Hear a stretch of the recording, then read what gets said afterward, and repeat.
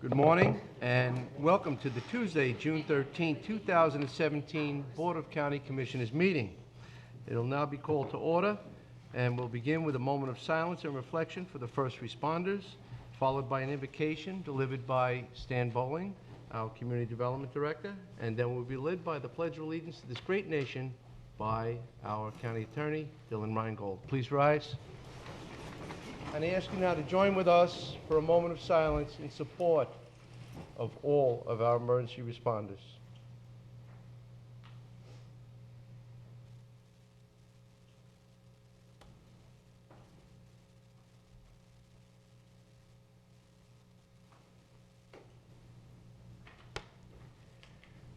Lord God, this morning we come before you just admitting that sometimes we feel strong, sometimes we feel weak, sometimes we are aware of what you're doing, sometimes not at all. We come before you as we are this morning, and we are grateful that you work in weakness, that you are strong every place we need you to be, and we are grateful for your grace that covers over so much. And we ask for that this morning, that you would make up all that's needed to do what you want accomplished today in this meeting and in the decisions that are made and in the way that those decisions are carried out. We ask for your power and your grace in those things, and we ask this in your name. Amen. Amen. Remain standing, face the flag, and join me in the Pledge of Allegiance. I pledge allegiance to the flag of the United States of America and to the republic for which it stands, one nation, under God, indivisible, with liberty and justice for all. Thank you all.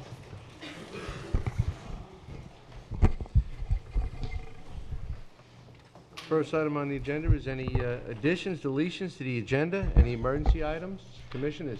Mr. Chairman, I'd like to see if I could please move my item 14E2 to go with the presentation under 5A with Adam Taylor from Greenfield Resources. That stands to reason they're both part and parcel and you've worked with them. To the chair, if I may, I'd like to pull 13A. This is County Attorney's matters regarding the Code Enforcement Board appointment. I had a conversation with Kelly Armitage this morning concerning a position he has with the city of Sebastian. I just want to have some time to sort through that issue before we take action on the Code Enforcement Board appointment. So I'd prefer that we pull this item and maybe consider it at our next meeting. Very well, Councilor. All right, so we're moving Commissioner Zork's item up to the front with the presentation, and we're eliminating 13A for further review. Move agenda as amended. Second. And that's a motion by Commissioner Solari, seconded by Commissioner Bryan. Any further discussion? All in favor? Aye. Aye. Opposed? Motion carries unanimously. We're off to a good start. Proclamations, presentations. We have a presentation of an update from the Indian River Lagoon Pilot Project by Adam Taylor, President and CEO of Greenfield Resources. Mr. Chairman, I'll do a little introduction as they approach the podium this morning. Thank you, Mr. Chairman, and fellow commissioners for allowing the adjustment in the agenda.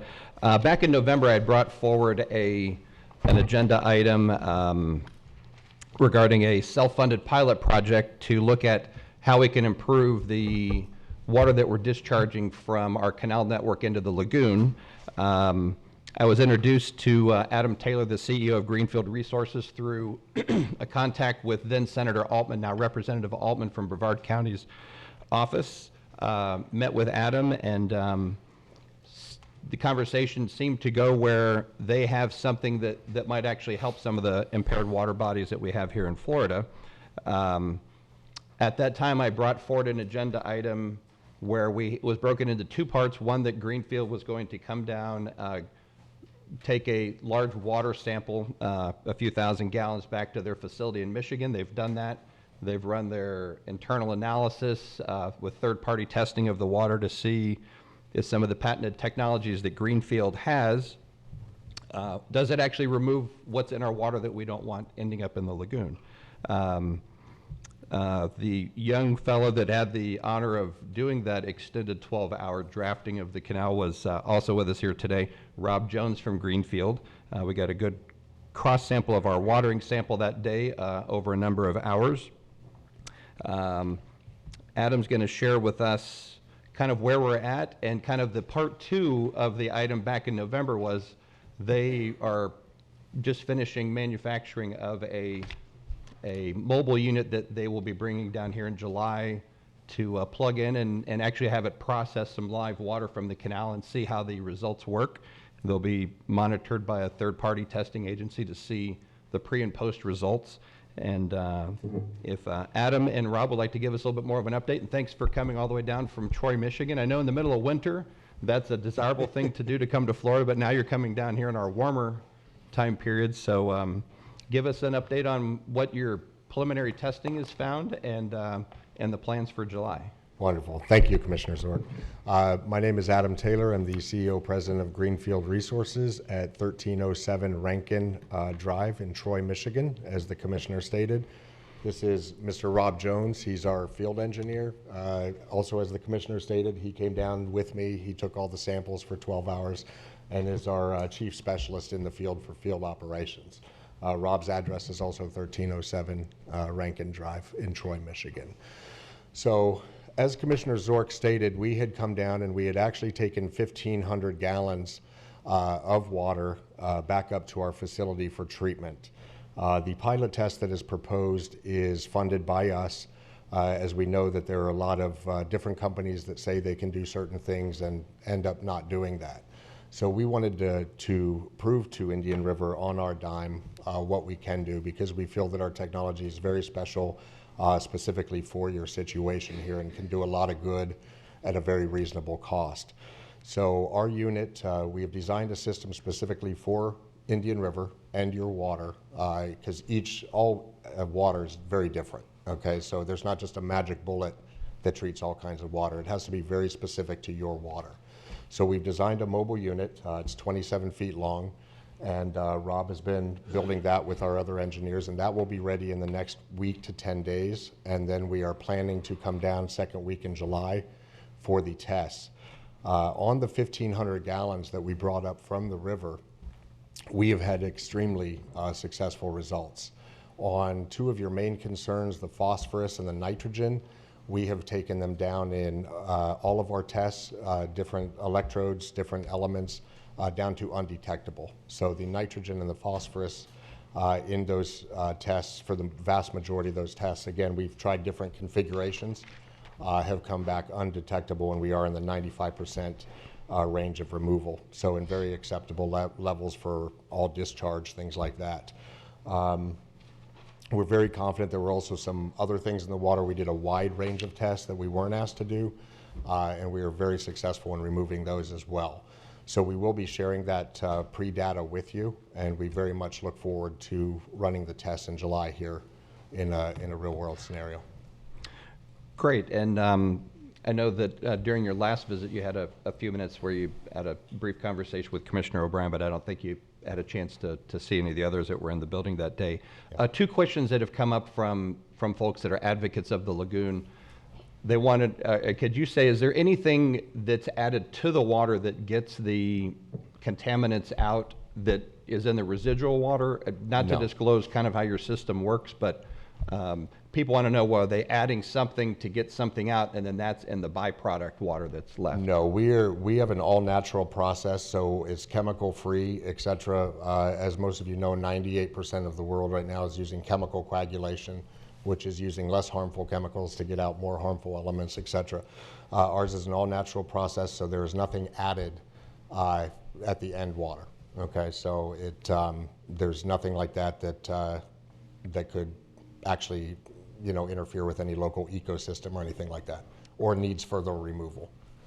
Right, and after the November meeting and after they grabbed the water sample and took back to Michigan, it also kind of came to light that as this moves forward, the possibility of the cleaned, or what I call scrubbed water, it's going in dirty, coming out clean out the other side, may also be something that could fulfill some of our reserve water supply of how to bulk treat some of that water to process it, where it could go through your type of unit into an RO type environment, adding life and being less water that has to be processed to a lesser degree. So that's something that we'll also look at. They're gonna share the data with DEP to see, is the processed water clean enough where it meets DEP's requirements for whether it's straight reuse or reserve water supply type thing. So that's a kind of a thing that's came to light after this initial. The original was lagoon benefit, but there seems to possibly be a second benefit on the horizon of other things you can do with this water once it's cleaned. Very, very much so. Whether standalone, the technology as a standalone technology, or as a treatment for reverse osmosis or RO, it will extend the life of the RO unit dramatically, cut down on your use of membranes, switching out the membranes and whatnot, because you're going to be running a lot smoother. Okay, so the cost savings to put it in front of your existing RO system is pretty dramatic, or as a standalone system. Great. Also, back on the November item, we're not looking for the county to participate in any cost, but a little bit of staff coordination, whether it's through Public Works or through utilities of, hey, we're going to park the trailer here. We provided insurance documentation to David Gunner at the Water Management District, and we'll coordinate with him because obviously we'll be having some footprints on the districts right away, and we like to keep David happy and informed of what's going on. So other than just some general coordination and where we might be able to plug something in, other than that, the full expenses on Greenfield, and we really appreciate you taking the interest in bringing something that really may benefit the lagoon in the near future. And the reserve water supply is something that really perked my interest because we're not the only, everybody has to come up with a solution to reserve water supply in our region. And maybe we can also thank you for ending our drought that we had. If you wanted to do your test 2 months ago, it was pretty dry out there. So we've had a good amount of rainfall. We've got great water flowing. And the date, mid-July is kind of when you're thinking of coming back yes, down? we were shooting around July 10th. Okay. The Monday we're ready to go. So the unit that we are completing right now that was specifically built for Indian River will be done in the next 10 days. Great. And once we have those dates finalized, we'll share those with the other commissioners. So if you're kind of doing a demonstration type of thing, we can see how it works and ask other questions of both you and Rob of the technical side of it. But thank you again for making the investment and seeing if this works to help our lagoon. Absolutely. We're very, very happy for the opportunity, and we thank you all for the opportunity. We'll also be having local universities and whatnot take place as third-party verification and further research so that we can together solve this issue that's before us. Great. Thank you very much. Any other commissioners have any questions? You said you took a sample a while back, Yes, sir. and how large was that sample? 1,500 gallons. 1,500 gallons. And that compelled you to invest in this mobile unit? No, we were confident before we took those samples, as we had run tests on various rivers that are far more polluted in China and other locations. So the technology was well tested prior to that. So with the elements that we knew were in your water, whether it be the nitrogen or phosphorus, magnesium, things like this, we were already confident in the removal. So what we wanted to do, because each system and each influent, each water is very different. And so there's not a magic bullet, just we can treat all water. So the purpose of the samples was to bring them back and specifically tune our unit to your water. And obviously, your technology is protected. Yes, we currently have 9 different patents. So could you just quickly describe on what the process is? Yes, it's actually a standard technology that's been around since 1908, electrocoagulation. There are a couple other companies that do it. What we have done is our 9 patents have refined the process to make it very much commercially viable, cost effective, and things like that. What electrocoagulation is running an electrocurrent through various elements or plates. Ours are not plates, they're actually in a round core. Whether that be brass or whatnot, and those elements will then oxidize and attach to the contaminants and float them for removal, and then we have 2 or 3 secondary removal processes. And then our technology also, and people come up with things every day, but to my knowledge is the only one on the market that currently will render the heavy metals inert. So they do pass the EPA T-clip test, which allows them to then be put into a landfill as opposed to hazmat, which is also great savings to our clients. And where do you have this currently in operation that's within? We have our reasonable test travel facility in Troy. We're just now ramping up on the Generation 2 unit, and we have tests scheduled for 5 or 6 very large corporations, including Chesapeake, Devon Energy, Purdue Chicken, all for this summer. But our focus right now is in Indian River because we think that the local ecosystem is one of the most diverse ecosystems actually in the world, and will give us a very good idea on how to treat other bodies of water, which we feel is the main importance. And then we're going to concentrate on the different industries that also require our services. So basically, we are an inaugural run. To an extent, our generation, our first generation units were very active in the oil field, in the shrimp business, things like that. We've made a lot of refinements in that since then, filed numerous patents. So it's the Generation 2, yes.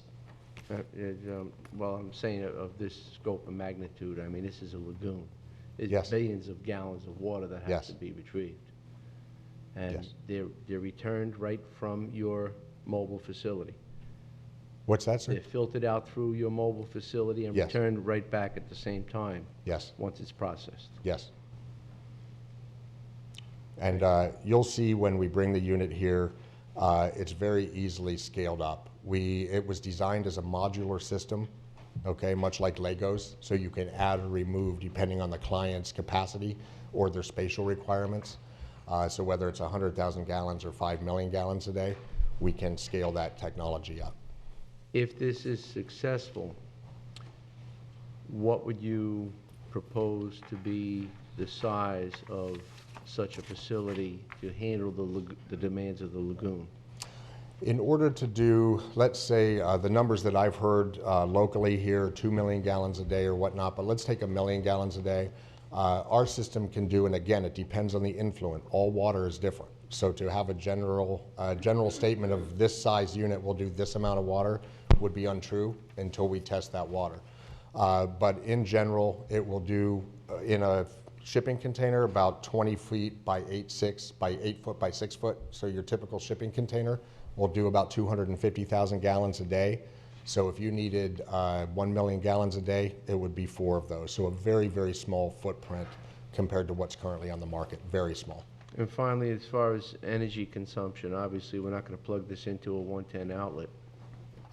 No, Rob actually is the field engineer. He can speak to the Hi, power. Rob. Well, first off, we're working on a bunch of different ways to reduce the energy input, but the one thing that I can tell you is that with our system, it's going to overall reduce the cost like of the RO loading and everything. So it's going to offset costs, electrical costs and everything else. But right now, our system is using 380 three-phase. 400 amps is what we would need to plug into so that we can run our basic system. Yeah. And that's pretty much standard, across the. Standard industry, and much Yeah. like the capacity of the water, we adapt our system per the client's needs. Whether that's the United Nations is looking for us to do a big project in the Niger River Delta for the United Nations, and their power is completely different. So we've taken all these different contingencies into effect when we're designing the system. Also, China uses a completely different power. And 62% of their waterways are currently polluted beyond human consumption, and we've been working with their government very closely to try to solve that problem for them as well. So when it comes to power and whatnot, we'll adapt. Yeah, and you'll be able to see, once we run our test, you'll be able to see what the savings is going to be. We're going to provide you a complete spreadsheet of savings versus, current operation and everything. What location have you? For now, I think we're at the northeast or southeast corner of the Vero Beach Airport. Is that correct, Commissioner Zork? Right, and also just to clarify one other thing, this, as it being a pilot project, is going to only refine a small volume of water. We're not looking at doing 1 million gallons a day Yes. on this pilot example. It's kind of just proof of concept. Does it work with the samples? Does it work ongoing in a field application? So we're looking at treating, you know, I didn't do the math, but We're going to run at 5 or 10 gallons per minute. right. And then it's scalable from there. It's just kind of proof of concept. So we're looking at a very small operating system initially just to show proof of concept, and then also to do the pre and post testing that they're going to work with on a third-party provider, and keep DEP in the loop to see, okay, here's what the water was before, here's what it comes out at the other end.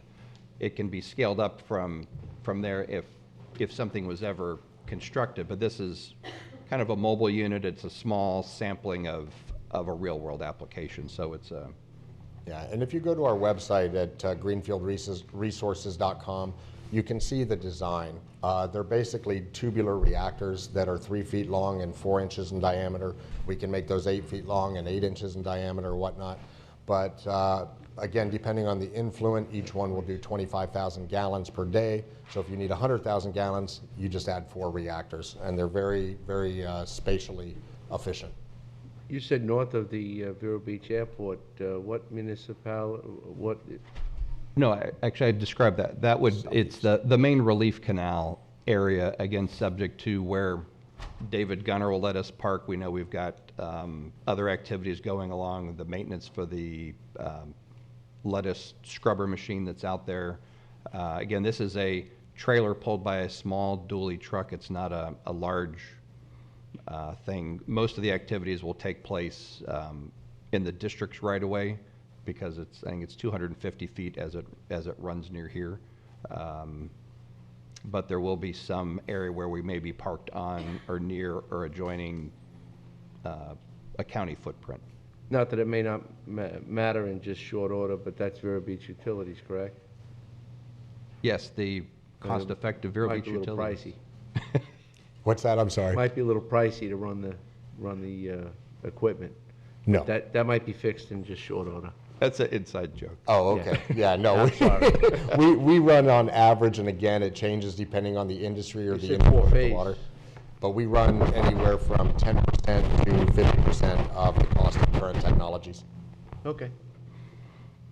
Thank you. Commissioner O'Brien. Yeah. Thank you, gentlemen. Looking forward to this. Just one question. Can you provide us with the test results from the sample you took of the 1,500? Absolutely. I told Commissioner Zork this morning, what we're going to do is when you get results back from the lab, they can be 30, 40 pages long and very analytical and very complex. So we're going to put them into a spreadsheet for you that is kind of a quick glance, and then we'll provide that original data as well as backup. Okay. So we'll be providing that for you later this week. We'll send it to Commissioner Zork or whomever you would like us to. 'Cause I know you mentioned that you got it down to undetectable, but kind of to me, the nexus is what was the starting point? Right, we And have all that November, data. I can't remember clearly how the weather was, but we were in a fairly prolonged dry spell. So Yeah. Our starting numbers may have been a little bit lower than what you might encounter in July during our rainy season. So I just like to see Correct. where the beginning point was. And you have to take in consideration heavy rain, runoff, things like this. We took our samples 6 months ago, so the water levels were a little higher, and there was some flow in the canal when we took the water samples off the bridge. So we feel we got a good sample, and we tried from a couple different locations. But again, that's also the purpose of the pilot, is to have different conditions, because our job is to really try to once and for all solve this issue and try to move forward with the local community and the universities and whatnot for a better Great. ecosystem. If you could get that to Commissioner Zork, and then Yeah, Tim can will. distribute it to the rest of us. Okay, thank you. Absolutely, we'd be happy to, and thank you so much for your time. Thank you. Thank you, Mr. Chairman. Did you want to add anything further on that because you joined that, or that was just? No, I think once by we way of have introduction? other firm data, we'll do an informational item as the rest of the program comes together. And still at no cost to the taxpayer? at That's this point? correct. That's the nice part. Yeah. Thank you. The next item is a presentation and proclamation designating June 19th through June 25th as Amateur Radio Week. And that'll be presented by Commissioner Bob Solari. Good Thank you. morning. Good morning. Thank you very much, Mr. Chairman. Good morning, gentlemen. Thank you for coming today, and thank you for your work with the ham radios. Well, And, thank you. I'm happy to read this proclamation. designating June 19th through June 25th, 2017 as Amateur Radio Week. Whereas Indian River County is home to more than 500 licensed radio amateurs. And whereas the Amateur Radio Emergency Service of Indian River County provided valuable communications assistance to 5 American Red Cross shelters, 2 area hospitals, and the Humane Society during Hurricane Matthew in October 2016. And whereas Indian River County recognizes and appreciates the diligence of these hams who also serve as weather spotters in the Skywarn program of the National Weather Service. And whereas these radio amateurs are always on the alert for tornadoes, floods, tropical cyclones, or any other local emergency, and use their communication skills to assist local and state government officials. And whereas Indian River County radio amateurs generously donate their time and equipment to provide communication support to local service clubs, organizations, and charities. And whereas members of the Vero Beach Amateur Radio Club will continue to improve their communication skills by operating during the 24-hour emergency situation known as Field Day on June 25th, 2017. Now, therefore, be it proclaimed by the Board of County Commissioners of Indian River County, Florida, that June 19th through June 25th, 2017, be designated as Amateur Radio Week in Indian River County, and the Board calls this observance to the attention of all our citizens. Adopted this 13th day of June 2017 and signed by all 5 members of the Board of County Commissioners. Good morning, and we'd like to hear a little bit more about what you do and about the field day that's coming up on June 24th and June 25th. Okay, thank you. Thank you for having us today. And of course, we have a hobby of radio communications, and we like to use it to provide volunteerism in helping our fellow people in our communities for whenever there's an opportunity, as in disasters or just general communication. So we do appreciate the opportunity and avenue to provide that. And this coming weekend, this month, or a couple weekends from now, across the country, ham radio operators will do a communication-like test where we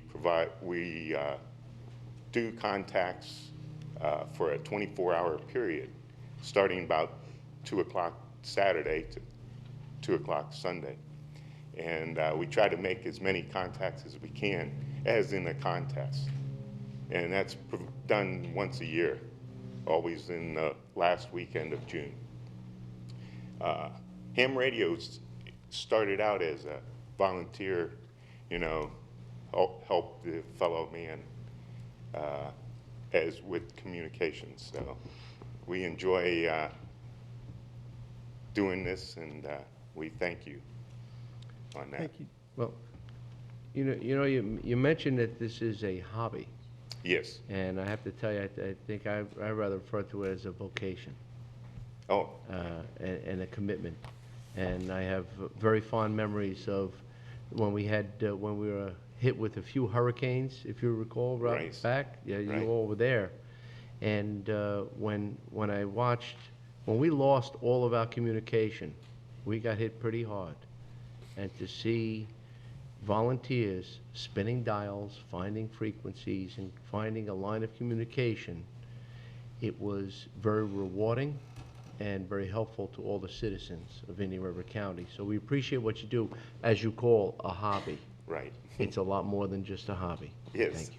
Thank you. Thank you. When you do the field day, and kind of like a contest, you said, so if you contact somebody from Alaska, does that Yes. count more than somebody in, say, Mississippi or something? Yeah, actually, Got we have to. a map, and Uh-huh. we plot it, so little divisions, but it's all the same points. Oh, so you don't get more points No, if you're further away? No. I think you should weight it. I mean, if you Yeah. get somebody in Alaska, that should be like a bonus point. yeah, sounds right. we look forward to getting Alaska. We usually get Hawaii also. Oh, no, that would be Yeah. extra bonus points. And then you'd have to go out there and meet the guy you contacted, right? Because that's kind of the Sometimes we do. follow-up. Sometimes we do run into those people. Okay, great. Well, keep up the great work. Thank you. Thank you. Thank you.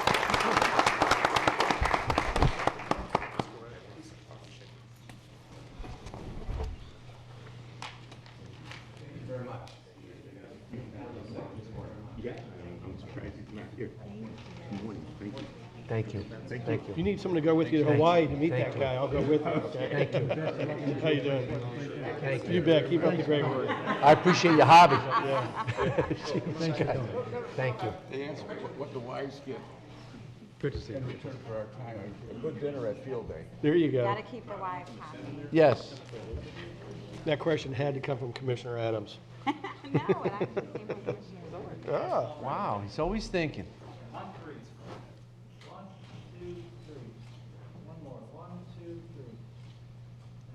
so did you issue the ties and jackets optional for the summer? Oh, I don't think we're going that way. I thought it was the second week in June, no tie. I'm with you, Commissioner. Down last year. I don't know. I think that was created by Wesley and, I'm with you there. If y'all do no ties, I'm Well, doing maybe, no you know, with a female commissioner, it may be hard to get a majority now.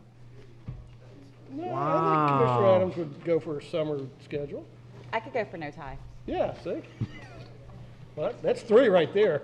I think the I'll public, count no to pearls. three. Right, there you the go. public expects us to get up in the morning and dress for success and get the job done and do the people's business. So, I don't know. We could save that debate. We're getting close to it, though. It is getting warm. It is. That's all I'm saying. I like the tie. We should ask them if they would like that. Nothing greater than citizen input. Next item on the agenda is informational items. Any interest? Just, while she's here, the supervisor's getting her new voting system, so we're excited for that, so we're looking forward to that. Yes. Next item on the agenda is the consent agenda. Commissioners? Any interest of discussion here? As to the audience, is there any item that anyone would like to be pulled for further discussion? Seeing none, Motion to approve? that's a motion by Commissioner Zork, seconded by Commissioner Adams. Any further discussion? All in favor? Aye. Opposed? Motion carried unanimously. Next item, the constitutional offices. Indian River County Supervisor elections. Leslie Swan is about to make a request for board approval to combine 2 polling sites and relocate these precincts to the Intergenerational Recreation Center and to upgrade the 10 remaining EVID all-in-one electronic poll books to the new EVID compact units. Good morning, Supervisor. Good morning, of Commissioners. How are you Elections. today?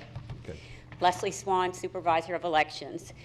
This morning, I'm here to present 2 quick agenda items, but before I go any further, I would be remiss in not thanking you all for our new voting system. We are absolutely thrilled.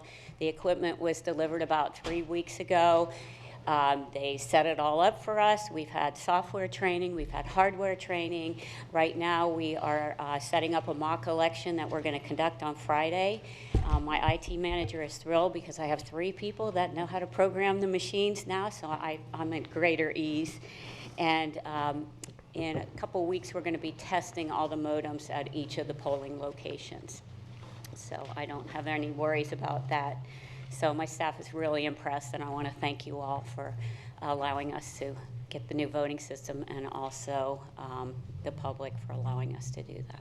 I hear that your new voting system is so exciting that we're probably going to have to do a competitive bid for the canvassing board. Yeah, exactly, exactly. Well, hopefully you'll come and see that beforehand, the equipment. Oh, we can vote. We can utilize your machines. Yeah, definitely. We could set up a little election.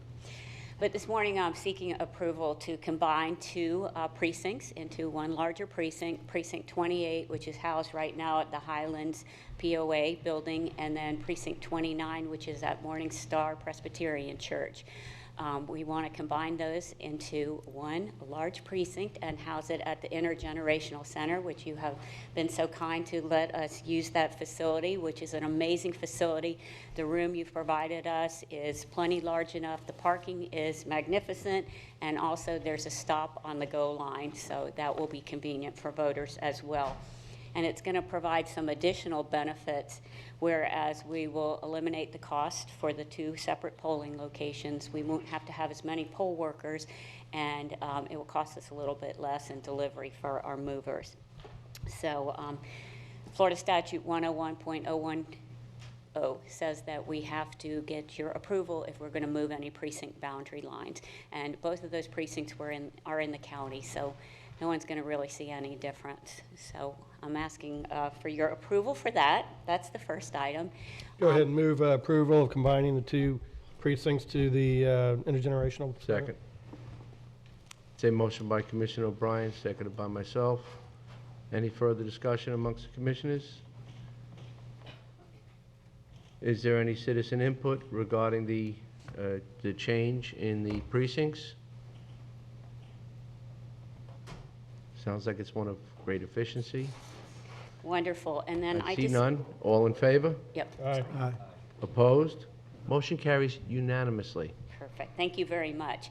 And also, I just wanted to make you aware, we're going to be moving a polling location. We're not switching any boundary lines, but St. Edward's School had contacted me about a year ago at this time, and they were really concerned about the safety of the students because of what's been going on in the world. And also there were some issues with the traffic flow, and some of our voters weren't adhering to their traffic flow. They've consolidated 2 schools, their upper school and their lower school, into one. So they had required us last year to hire a sheriff's deputy for each of the elections all day long, and then asked us to send out a letter to the 3,300 voters who reside in that precinct. And it's getting expensive to conduct elections at that polling location. Sure. So Holy Cross Church has stepped up to the plate. They've been a polling place before. Their parish hall, the room they're providing is plenty big enough. So we're just going to go ahead and move that location. And that won't take place until the August election in 2018, and we will notify all the voters. My next issue is we have 124 electronic poll books in Indian River County, and all but 10 are the same model. They're the newest version, the compact model. So I'm asking today for your approval to upgrade the 10 remaining. They're older models, and we have the money set aside in my budget, but I have to get your approval because we want to trade in our existing units. I'll move approval of the upgrade of the 10 remaining units. Second. And you want to add relocation from St. Ed's to Holy Cross? Relocation. And That we don't have to. we Oh, we don't don't need need that? to, we don't need to vote on that. That's at the supervisor elections discretion as far as Right. location. She certifies them as well. And thank you for that. Do we need to vote on the? And is there any discussion on that from the public?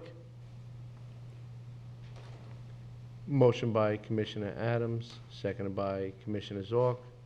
All in favor? Aye. Opposed? Motion carries unanimously. 2 for Great. 2, Supervisor. Thank you very much. Have a great day. Thank you. And looking forward to seeing the operation of the new equipment. Next item is public hearings. We have the public hearing on the Collier Creek Estate subdivision, Utility Phase 2, and Harbor Point subdivision, Utility Phase 3, petition for water assessment project, public hearing, and the adoption of the resolution number 3. This is legislative in nature. Good morning, Mr. Burke. Good morning, sir. Thank you. It's getting closer. Almost there. It's been a long time coming. For the record, Vincent Burke, Director of Utility Services. We have a short presentation to go over just some of the history and how we got to where we are today. So as the Chair had mentioned earlier, that's the remaining portion of Collier Creek Estates, which is termed Utility Phase 2, and Harbor Point subdivision, which is Utility Phase 3. So just a quick history of how we got here. On April 11th of this year, the Board of County Commissioners approved the assessment for Collier Creek Phase 2 and Harbor Point Phase 3. On May 2nd, staff brought Resolution 1 and 2 back to the board, and the board approved that on May 2nd. At the end of the month, on May 24th, Wednesday evening, staff went to present an update to the City of Sebastian City Council meeting. It was well received, not too many questions at all. And then the following evening on Thursday, the 25th, staff held an informal meeting up at the Sebastian River Yacht Club where there was a lot of questions and staff had a chance to answer some of the project details and specifics. So just real quick, Phase 2 and 3 is 60 parcels. Again, the remaining portion of Collier Creek made up of 38 parcels, and Phase 3 of Harbor Point of 24 parcels on the map. Phases 1, 1A, and 1B had a termination on the east side of Phase 2 here on Fleming Street. The intent is to run a water main through the main corridor and to tie in on the west side here next to Wave Street, including north and south of Riga, Barber Court, and Harbor Point Drive to create a loop system for those 60 parcels. Moving forward, we have the Resolution 3 today for board review and approval after public input. We have secured the Florida Department of Environmental Protection permit for the entire area. We've been issued the City of Sebastian right-of-way permit, and we need to reach out to their engineer to apply for Phases 2 and 3 if this is passed today. Again, if this is passed, we would anticipate going out for bid 1st of July or end of June if we can get the bid docs and the specifications finalized, with an estimated final completion sometime around May of 2018. We would like to combine, if possible, the project to bid the entire project, if you remember 1A, 1B, and 1C, which has already been approved on a separate process, to combine Phases 2 and 3 to have economies of scale to go out for bid at one time, hopefully by the end of this month. So in the backup, you'll see that we have staff recommendation of a couple things. And after I run through the staff recommendation, we advise the chair to open up the public hearing to receive any and all input, either for or against the project, and consider adopting the Resolution 3 as provided in the attached backup with any revisions based on the public input. So again, Adoption Resolution 3 summarizes the cost per parcel of $6,250. There are 60 benefiting parcels in Phases 2 and Phases 3. The owners would be able to finance the capital cost of $6,250 for up to 10 years, payable in 10 equal yearly installments at an annual interest rate, which has been set by the board in January of this year, which is currently at 5%. And we'd like to have the board direct staff to combine all the utility phases 1, 1A, 1B, 2, and 3, if Resolution 3 is passed today, into one bid package to advertise for bids at the end of this month. That's my short presentation. I'm available for any and all questions if the board may have them. Thank you, Mr. Burke. Short and very nice. I like the water addition there. Commissioner Thank O'Brien. you, Mr. Chairman. Vinny, just given the recent history on a few bids that we've gone out to, how are we fairly confident on our numbers on this one, or? We are pretty confident in our numbers. We certainly have done our due diligence to try to look at some of the unit cost pricing.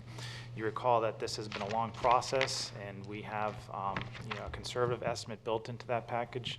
We certainly hope that we'll have more than just one or two contractors apply for this work, but we are hopefully confident this number is a good number. Okay, yes, sir. Thank you. Since you raised that question, Commissioner O'Brien, if you can clarify, Vinny, we'll have a price per unit per household? Yes, the price per unit we're estimating is $6,250 for the capital cost. If we go forward today, that price can't go up. That's correct. So I just wanted everybody in the audience to understand that. If the price turns out because of the bid to be more than you anticipate in the bid documents, then it'll be the county paying that difference, not the individual homeowner. Yes, and conversely, if the price is lower than that amount, then the residents would pay that average lower amount based on the actual construction costs. Yes, sir. Thank you. Thank you, Mr. Chairman. Anything further, staff? This is a public hearing, and at this time, I'd like to open up the public hearing. There are two podiums.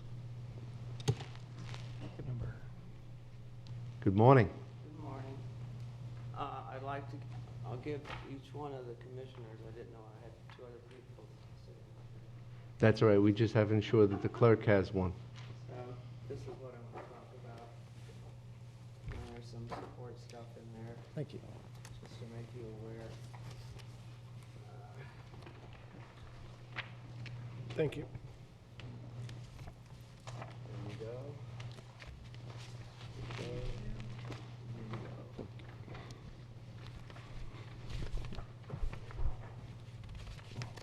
We'll share.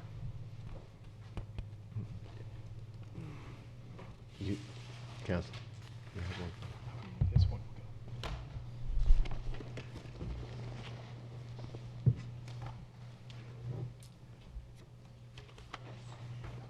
Thank you. Please state your name and address for the record. Okay, my name is Patricia Keller, and I live at 136 Regatta Street in Melbourne Beach, Florida. Okay. Myself and my husband and I owned 4 lots during the creation of this new water assessment area in Collier Creek and Harbor Point. On March 15th, we were notified for the first time by an email sent from Vincent Burke regarding this new water assessment area. In the email, Mr. Burke states, "Those 60 parcels cannot be automatically added to the project and need a 2/3 favorable majority for water to create a new assessment area. Multiple assessment steps as required for phases 1, 1A, 1B project would similarly be required for this new area." He also mentions that some people wanting water may be polling the area and soliciting property owners. We were never polled or solicited because we don't live in Collier Creek.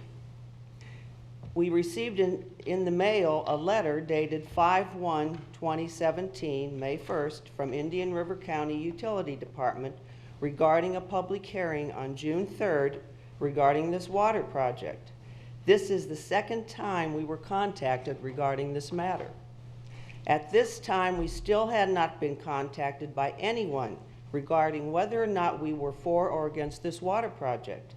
We never had an opportunity to vote our opposition, therefore we feel we're denied our due process in this matter. No one ever sent us anything. And I got something in the mail, and I got an email.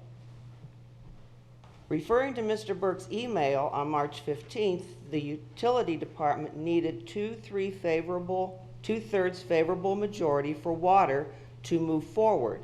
And that would mean 40 parcel owners out of the 60 would have had to have voted in the affirmative. Right after we got this letter from the utility department, obviously both my husband and I were terribly upset. We've been dealing with Collier Creek and this water situation for over 10 years, okay? My husband called Mr. Ware Goda, that's who the letter was from, that's who signed it, who signed this letter and asked to see, and my husband asked to see copies of all the petitions, okay? We wanted to see all these petitions, all 60 of them, to see how people voted. At this time, we were both very upset, and as to how this project was being handled by the utility department. Mr. Ware Goda sent us copies, but they were not signed or marked yes or no. They were just unexecuted copies. Well, these were the copies, I think I understand, these were petitions. Okay, and you have you should have a sample of that petition in that stuff right here. Oh, shoot. These are the petitions right here, okay? He sent us 60 of these unexecuted. Well, that's not what we wanted, obviously. But these must have been the petitions that were given to the point person that has been mentioned several times in emails, okay? And it was up to the point person, as I understand, to get these petitions out to everybody and get them signed, executed and signed, and get them back to the water company. So Art called back after he sent us 60 blank petitions, which didn't mean anything, and explained to him that we wanted the petitions that were fully executed. Okay, what we got the second time were 38 petitions that were signed and all marked yes. But that was not 66.7% of 60. We noted at the bottom of each petition 2 statements.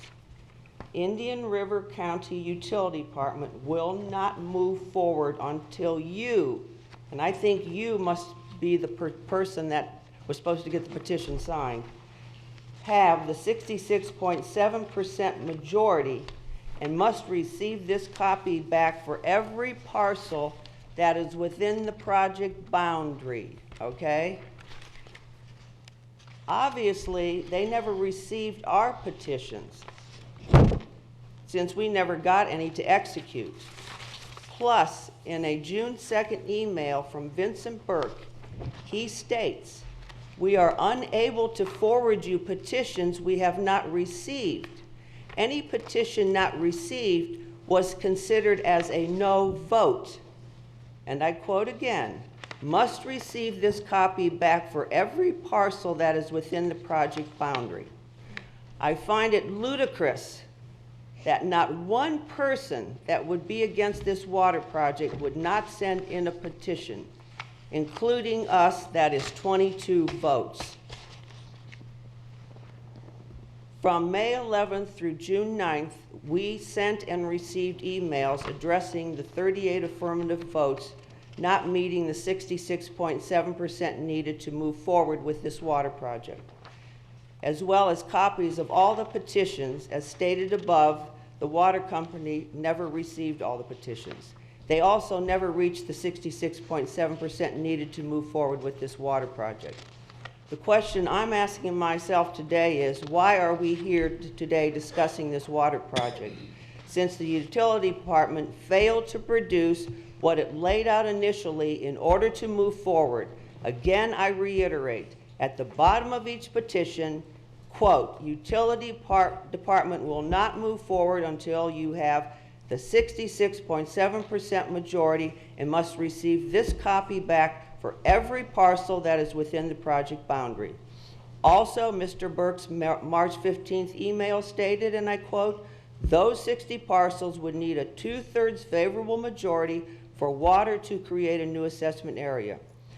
In a June 9th email from Vincent Burke, there is an attachment that was sent to Jason Brown, County Administrator, from Vincent Burke regarding the background and analysis of this water project. And what I wanted to do is I just wanted to read basically the analysis. "The remaining portion of Collier Creek Estates, Utility Phase 2, and Harbor Point, Utility Phase 3, subdivision water assessment project has 60 benefiting parcels.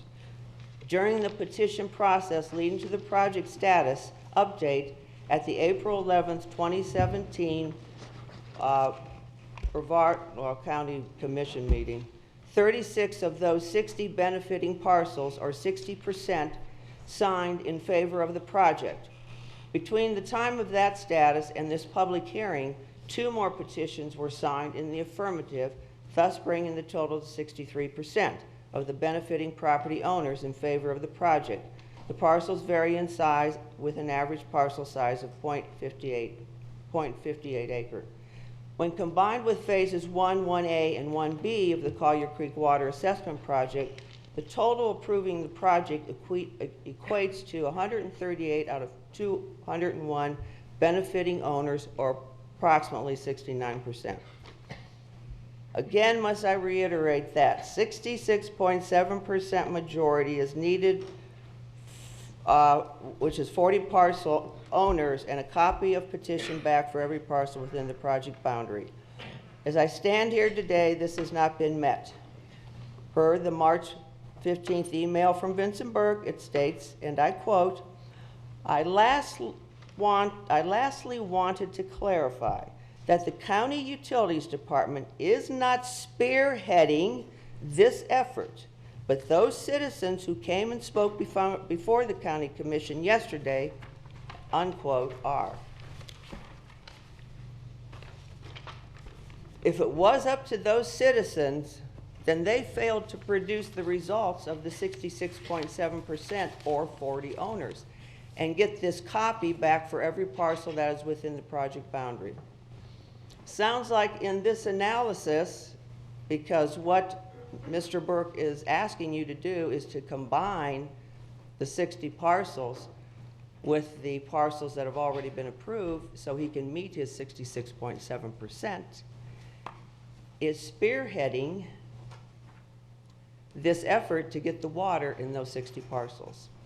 In all the email correspondence, not once was it revealed who is this point person that Mr. Ware Goda refers to in a May 22nd email and an email, I think, in May 11th. And I quote, please find attached the petitions delivered to the point person and also the petitions received by the point person. The county commissioners represent the taxpayers within their district. It is incumbent upon the council members to make decisions that are appropriate within the framework of the existing laws. So I say today that they never met what they laid out to do. I don't have a problem with rules. I might not like rules, okay? But I will follow a rule. I don't feel that Mr. Burke or the utility department followed the rules here. That's all I can say. I don't think they followed the rules. They bent the rules to make them work. Ms. Keller, thank you for your presentation. This is legislative in nature, so nobody's sworn to their testimony, and we only hope that you're giving truthful, accurate statements. And you provided a written script of what you presented to us today. I can get you all of the emails that are part of this right here. I have them on my computer. If you want to see every email, I can send them to you. We can retrieve them also. I trust that Mr. Burke has all of them as well, if they were to any... Well, he should have them. Some of office. them went to Mr. Waragoda, but a lot of the stuff, you commissioners also received copies of several of these emails toward the end, because we were getting very upset because we weren't getting answers. That's why when I got that email from Mr. Burke just before this meeting on June 9th, I said, oh, I see now what he's doing, because they could never produce the 40. So. You provided, in your packet, you provided this document? That is a petition. I redacted the information, but it's a petition that was supposedly, these were the petitions. Now, according to how I can understand, because I have studied this thing now, I think for like about 30 days, and this has really caused me an absolutely amount of being upset. I'll tell you right now, very upset over what I've gone through with this. And my husband was very upset. We went through a lot of emotions on this because we've been dealing with the way Collier Creek has been trying to get water into that subdivision for 10 years, how they operated to do this, okay? But the thing of it is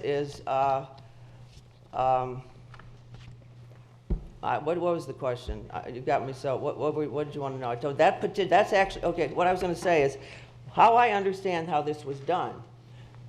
The people that live in these 60 parcels were attended one of the meetings that Mr. Burke referred to in the March 15th email. And at that meeting, those people that attended it, they said, oh, we would like to have water in our section, but we're not in the section you just approved.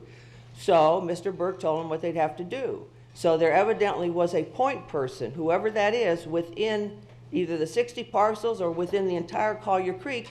They were given, now this is how I understand, they were given these petitions unsigned and unmarked, but they had the people's names, what property they owned, and their mailing addresses. And it was up then to those people, that's how I'm understanding, to get these petitions out to the people and get them signed and have them marked yes or no. That's what I'm understanding. Now, I would think it would be up to the utilities department when they only get 38 yes petitions. Are you telling me that 22 of those people in there, not one of them, sent a petition back saying no? I mean, I find that ludicrous. I mean, it could happen. I'm not saying things don't happen, but I'm just saying, so that's all he ever had was the 38. He never pushed to get any more. Because if you read at the bottom of the petition, what does it say? We need copy of each one of these petitions back to us within the project boundary. I mean, am I reading it incorrectly? I don't think so. I think it's pretty clear what they wanted. So it should have been up to the utility department to go back to the point person and say, hey, I have to have all 60 of these. Now, obviously, they wouldn't have had ours because we were never notified. We never got anything to sign anything. Well, Nothing. So he really would have only had 56 because we never even had any. So what I'm trying to say is the way it was handled. I mean, if you're going to set up a rule, follow the rule. And if he can't, if that's it, then let's start all over again. To the chair, if I may have some clarification on that issue. Please understand that per ordinance 81-27, a lot of which had been preempted or overruled by subsequent ordinances adopted by this board. But there is a provision that still exists that I think is really critical in this analysis.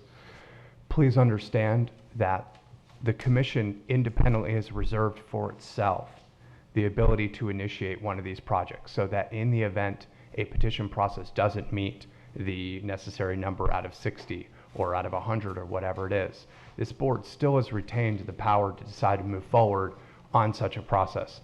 This is an example of one where they looked at the numbers that were out there and decided to move forward. Okay, well, you know, that's, No, I understand that, ma'am. but- you know, this, let me just make one comment and then I'll sit down, because that's why Donald Trump is president. That's the reason. Because the people in this country have had enough of what is going on, okay? Can I say something? I just wanted to get it out, because I told my husband, he said, don't even bother going. I said, no, I'm going to go, because I'm going to get it out, and that's what I wanted to do. I wanted to get it out, because that's exactly how I feel. Just get it off my chest, that's all. I think what I said makes sense, but, you know, that's another, you know, that's it. Thank you, ma'am. You can have it. Mr. Burke, would you like to comment Just a on quick what you history heard? lesson here that Mrs. Keller may or may not be aware of. Yeah. So we did have the 66 2/3. We outlined those in the options there were 5 options for the board to consider. The very reason why we found ourselves in the predicament for the remaining portion of Collier Creek in Phase 3 was the fact that you had property owners that had property in the Collier Creek Phase 2 and or the Harbor Point Phase 3 subdivision. And so to Mrs. Keller, exactly that's correct, is the intent was to get as many votes as possible. We had, if you recall, Phase 2A and 3, which had 66 2/3, but that would have omitted at least 12 parcels in the southern portion of Auriga, 5 of whom had wanted water. So while we could have done an assessment for 2A and 3, that would have given us 48 parcels. That would have admitted some of those folks that had structures that didn't have vacant parcels that had voted for water that would have been omitted. So we would have found ourselves in that particular situation again. So that's when the board had decided to move forward with less than the 66 2/3 to try to combine those in such a way that overall the rate of approval is about 69% for the 1A, 1B, and 2 and 3 when you combine all the phases together. And one other point, did the fact that a few of the applications or the responses, they had to be redacted due to protection as far as a few of the applicants, as far as it follows through with 119 as well for their occupation. There were a couple of those as well. And in addition, in our past experience, have we seen that a few folks are just ambivalent and just do not respond? That's correct, and if we were to try to wait for each and every petition to be returned to the utility department, we would never move forward. Therefore, any petition that either is not submitted or we do not receive is counted as a no vote. Thank you. To the chair, I just want to make it clear for the record, I've provided the materials to the clerk of court that were presented by the speaker. Thank you, Counselor.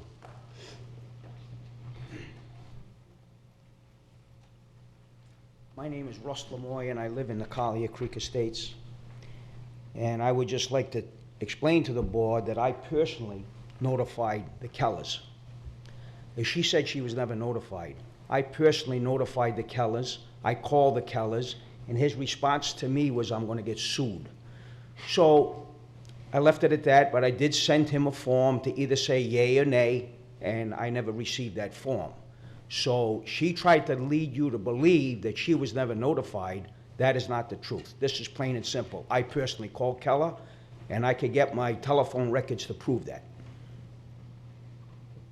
That's all I want to say. We appreciate it. I also did notify Mr. Keller after the 1A, 1B, and 1C portion via an email to let him know that the board was moving. He had mentioned that he was not notified, but upon further due diligence, it was found that the parcels in question were not in the phases 1A and 1B, so both Mr. Keller and Mrs. Keller were aware that we were moving along this process, even when he was not included in the initial phases 1A, and 1B. And I appreciate the opportunity that you shared that with me prior to the meeting and showed that there was direct communication with all of the residents, inclusive of non-residents and parcel owners that were not residents of the community at the time. So I appreciate that, Mr. Burke. Anyone else wishing to speak regarding this?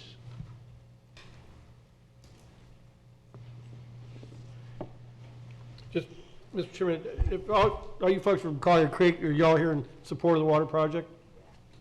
Yes. Okay, great, thank you. We saw a show of hands. It's quite a bit of folks. Thank you. Anything further? From the board? From the public?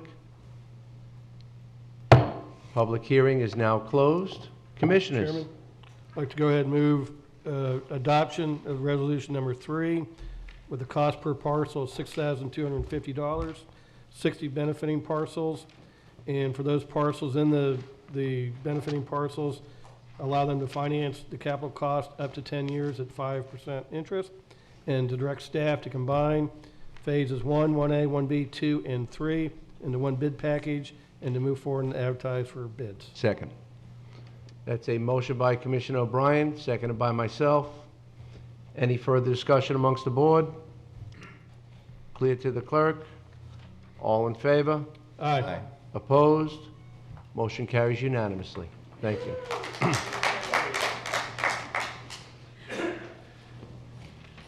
And they want to stay for the next item. It's great. Next item is a public hearing on the ordinance concerning medical cannabis. Thank you very Counselor. much. In January, the board voted to authorize the county attorney's office to draft an ordinance which applied the current code requirements for medical marijuana under Amendment 2 to medical cannabis as under Section 381.986 of the Florida statutes. Since the drafting of this ordinance, the legislature during the special session passed a bill that essentially nullifies the proposed ordinance.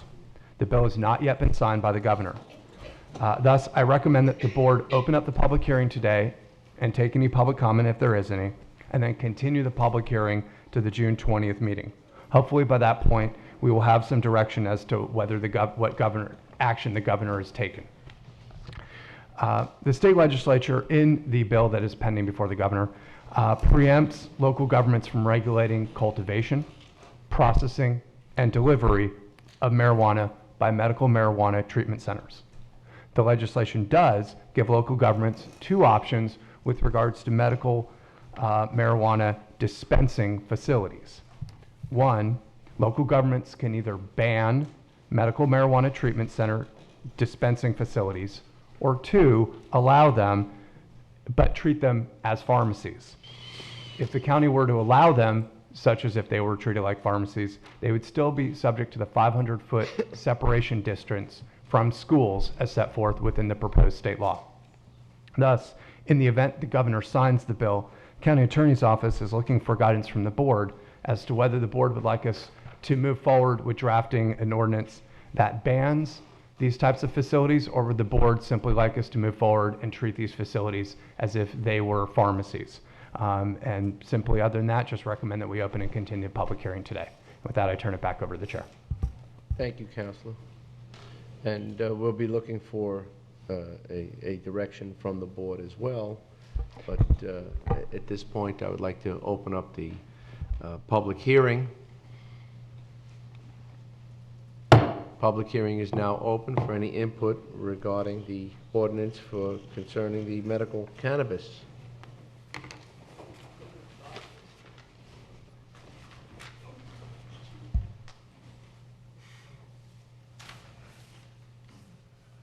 Bob Johnson, Carlwyn Subdivision. Good morning. My wife and I are opposed to the passing of the ordinance, Amendment 2. And we've been written and informed the governor of such. I know there are other people who have done that too. Thank you very much. Thank you, Mr. Johnson. Anyone else? Anyone wishing to speak regarding the ordinance for medical marijuana? Seeing none, public hearing is now continued to June 20th. June 20th. Commissioners, council has asked us to give a direction for the drafting of an ordinance if there is a favorable or unfavorable decision up in the governor's office. So at this point. Mr. Chairman, I have a question of council. Sure.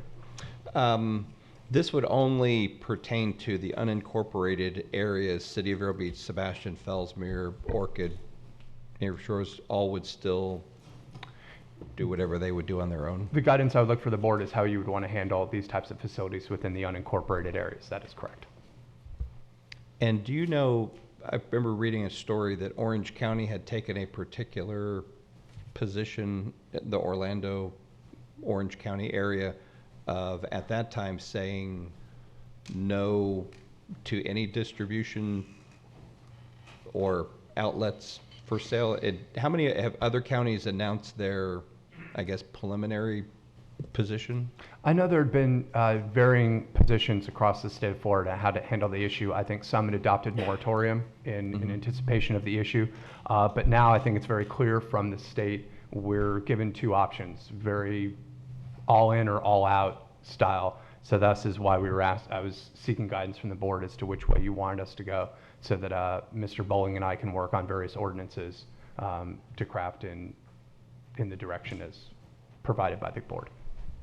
Okay, and one last question. If you're in or out, if you're in, does it change? I know measures of security and these other types of things that were subject to review and approval from the sheriff's office. Did any of that language change to where we can rely on the expertise of our folks in law enforcement of, you read some of the bad stories of Colorado and cash, and I know this is different because this is oils versus the other type, so that may not happen. So Commissioner, to address that issue, the pending legislation that was passed by the legislature during the special session does contain a number of safety and security measures, including video surveillance requirements, lighting requirements, hours of operation and the like. So there are a number of different things that the state is imposing on these types of facilities regarding safety.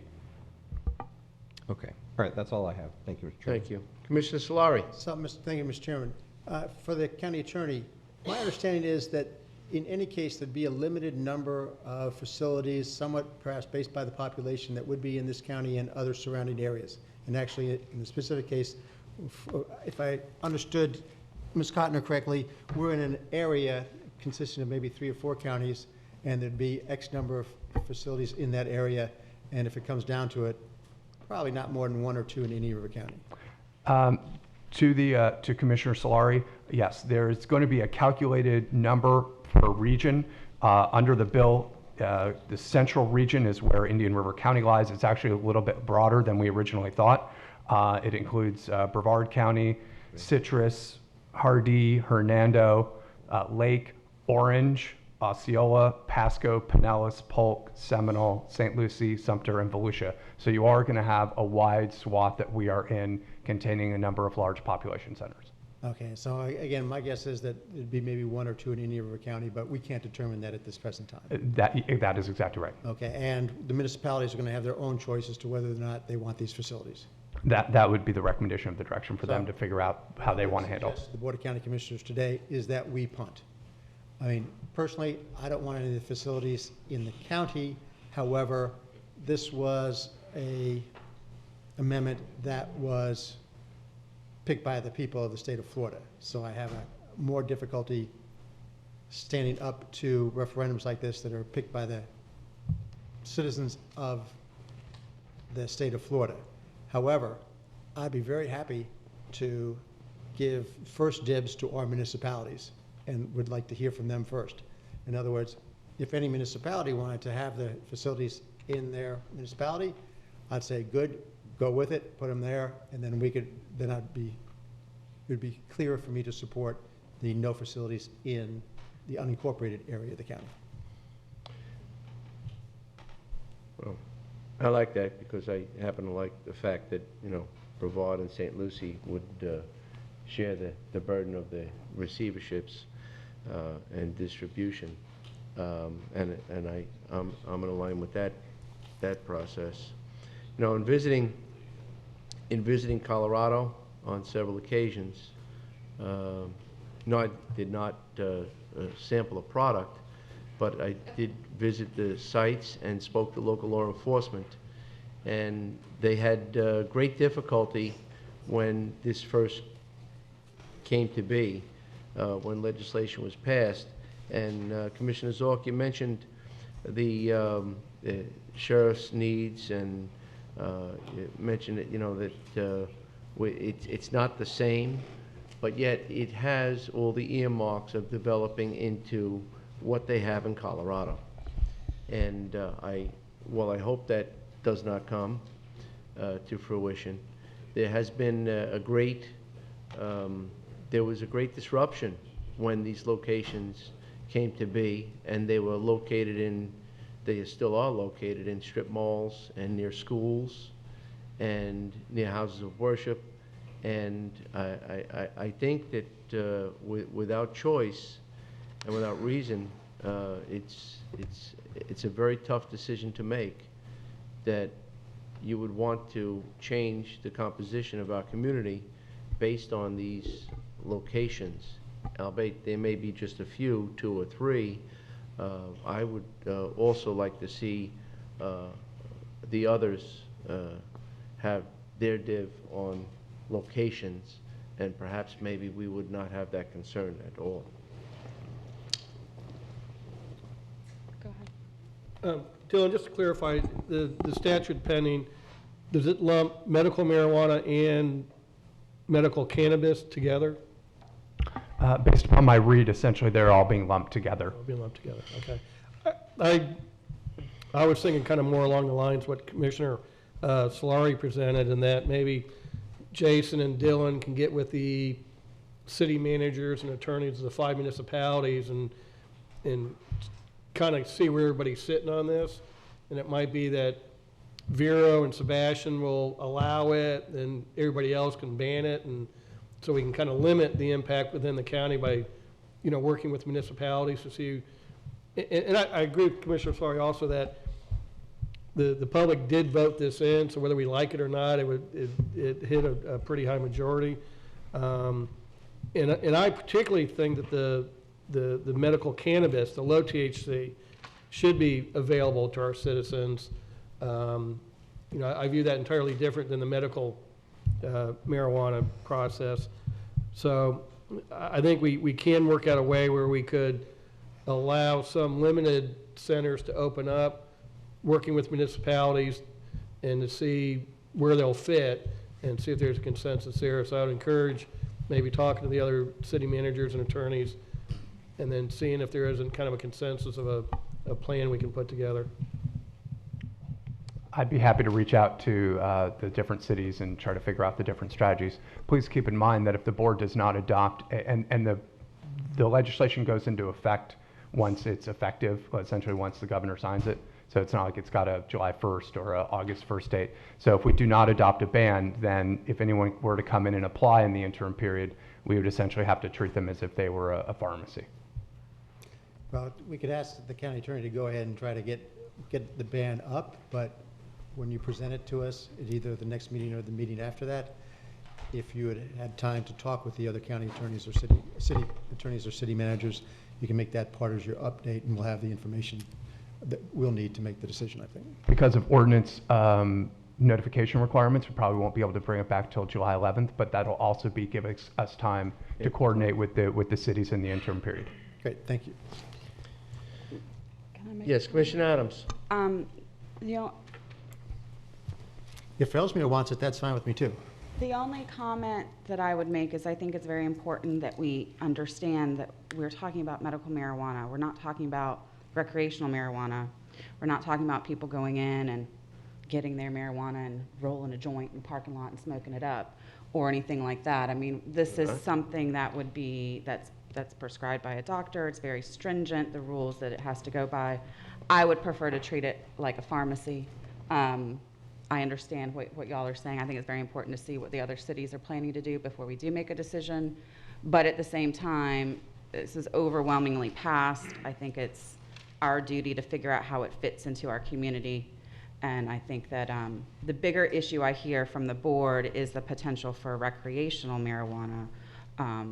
But I think it's very important that we realize that this is medical, and there are certain people within our community that would like to have access to that option. And I would hate to put them off in some far corner because of some misconceptions about what these facilities really are.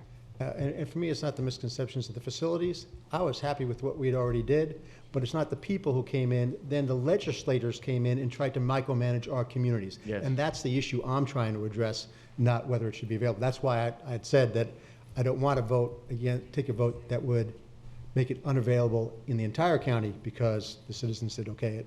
But I certainly want to, and I'm also not sure if it's going to be that difficult to get either, from my understanding of the bill. So I'm comfortable limiting the availability as long as it is available somewhere in the county.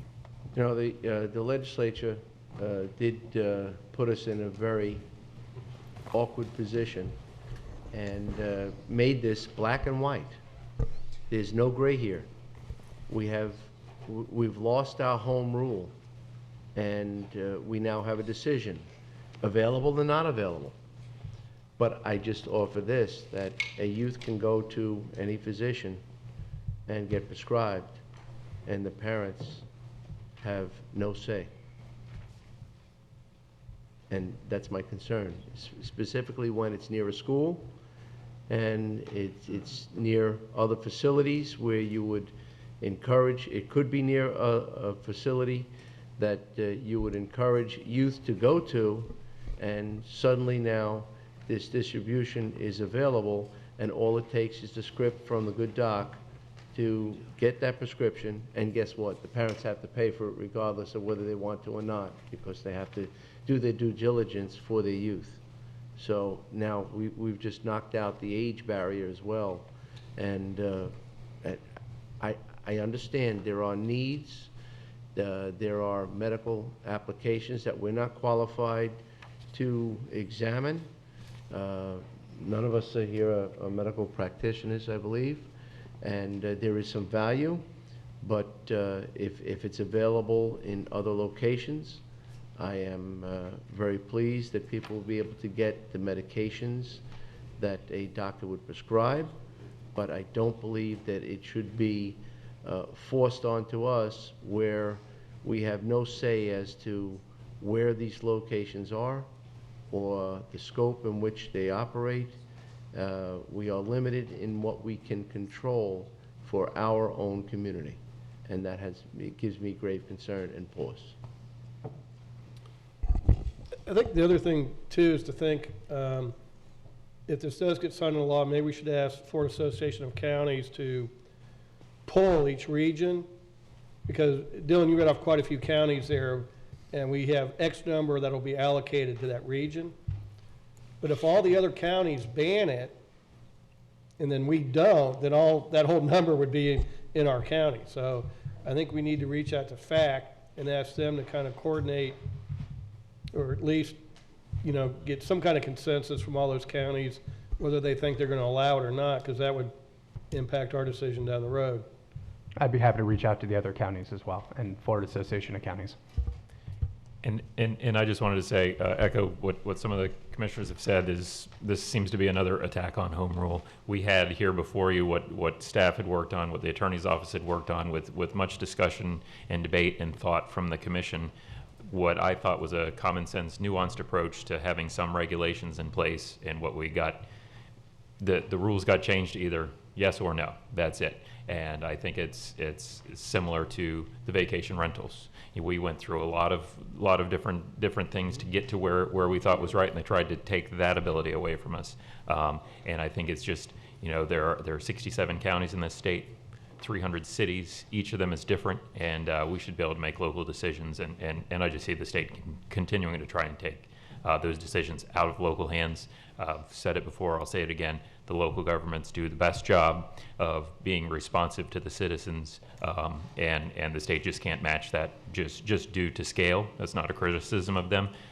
Anybody can come down here and talk on any Tuesday. You can't do that in Tallahassee. Like I said, that's not a criticism. There's 20 million people in Florida, so they can't do that.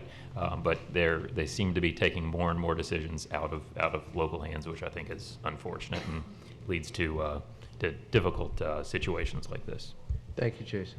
And Mr. Chair, I just like to add, I did come up with an end run around the legislation, and I presented it to Dylan, and he said, yeah, we could do that, but we might really tick off the legislature, so we might not want to do it. But there is a solution out there if we want to, but we can talk about that later.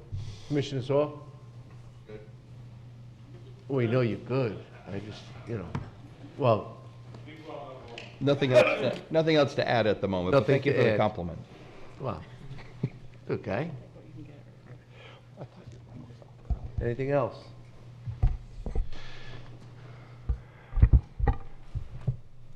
Yes, Council. Well, I guess I'm looking for, what I heard from, I think, Commissioner Solari was maybe bringing back an ordinance, talking with the municipalities, working with them, and then potentially bringing back an ordinance that bans these facilities in the unincorporated areas some point in either the July 11th or the July 18th meeting. Is that a consensus from the board? That's a second from me.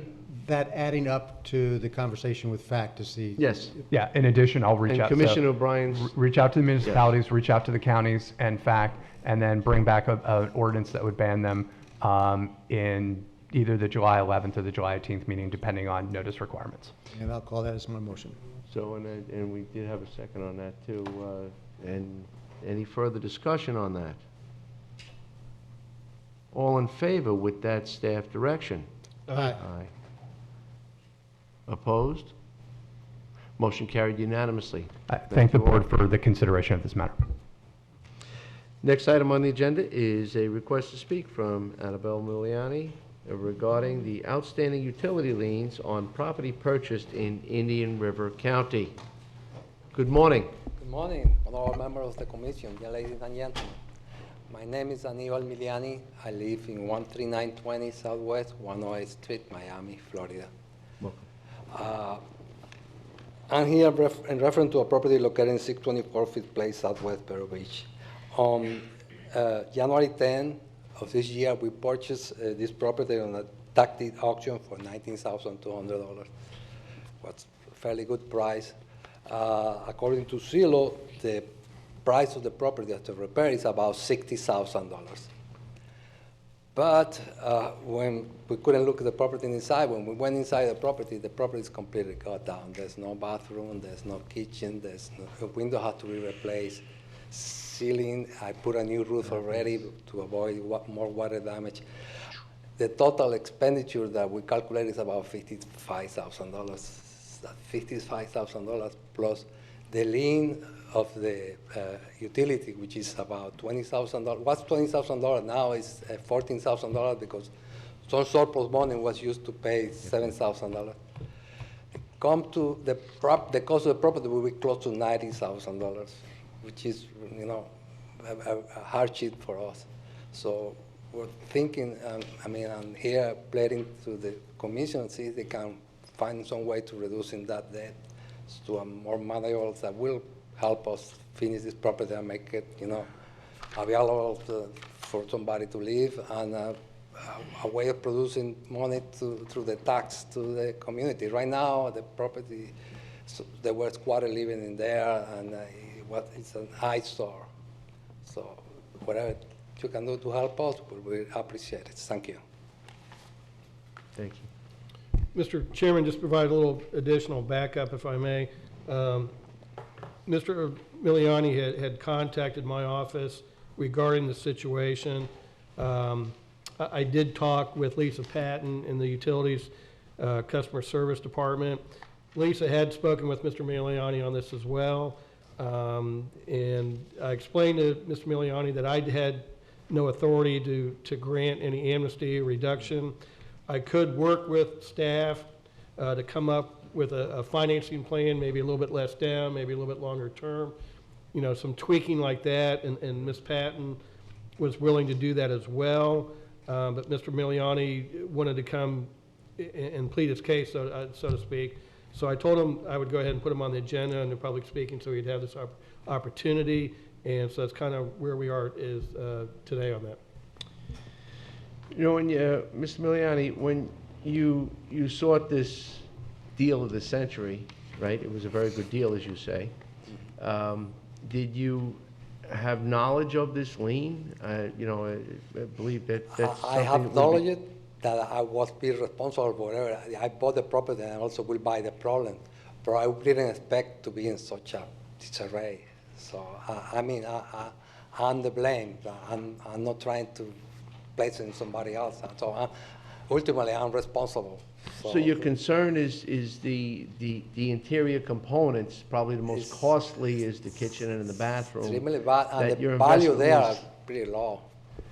But as far as the lien itself, you were aware that that lien existed at the time of closing. Right, and I'm also aware and other opportunities that the authorities are willing to help and negotiate. So I took a chance, and I didn't know it was that bad. So it's we're able to get inside the property, I will have probably back out. But I'm not trying to defend myself. I'm to blame. I mean, I just need help.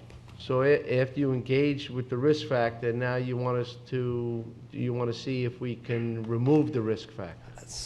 If you can help, I mean, this is the last step. Whatever you say would be fine, and I'll take it from here. I mean, you seem like a very nice man, and you know, I think you know, in purchasing this building, you might not have done the full due diligence, or maybe there was some timing where others did some damage to it. But I don't know if that exactly was impacted by any action of the county. No, it's a hardship, and since when I spoke to the attorney, he said that this is the hardship, the county, in his good nature, might help. That's where we're here. Mr. Chairman, staff, this is against our policy. Staff does not support doing this. We've had other requests similar to this in the past, and we haven't done that. Gifford Gardens comes to mind. Yes. So staff is not supportive of this. I think it would set a bad precedent. Well, I think we're exchanging concerns here.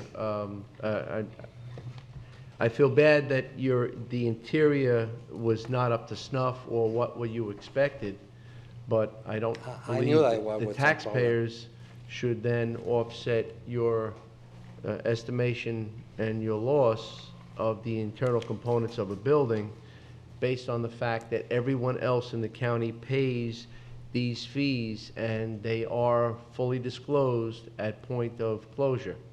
And you did fully understand that they existed. Mr. Chairman, if I could ask one question? Sure. Sir, do you have any other properties in Indian River County? Yes, I do. I And have they- a property in Sebastian and another one nearby. And do you use them as rental properties? Do you use them as rental properties? Yes, we're planning to move here. We're retired with my wife, and I have a disabled son, so whatever we get, we have a lot of expenditure because of the personal particular situation.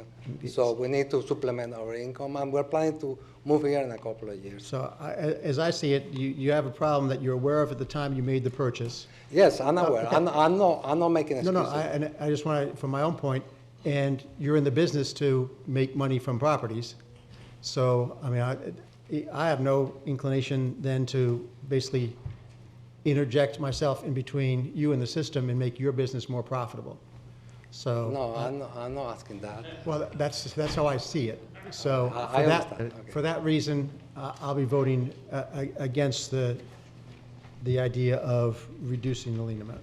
Well, I think we'll just work on a consensus as to request for speaking, so we won't be voting today, but I will say that consistent with Commissioner Solari as well, as you've heard, we do represent all of the people.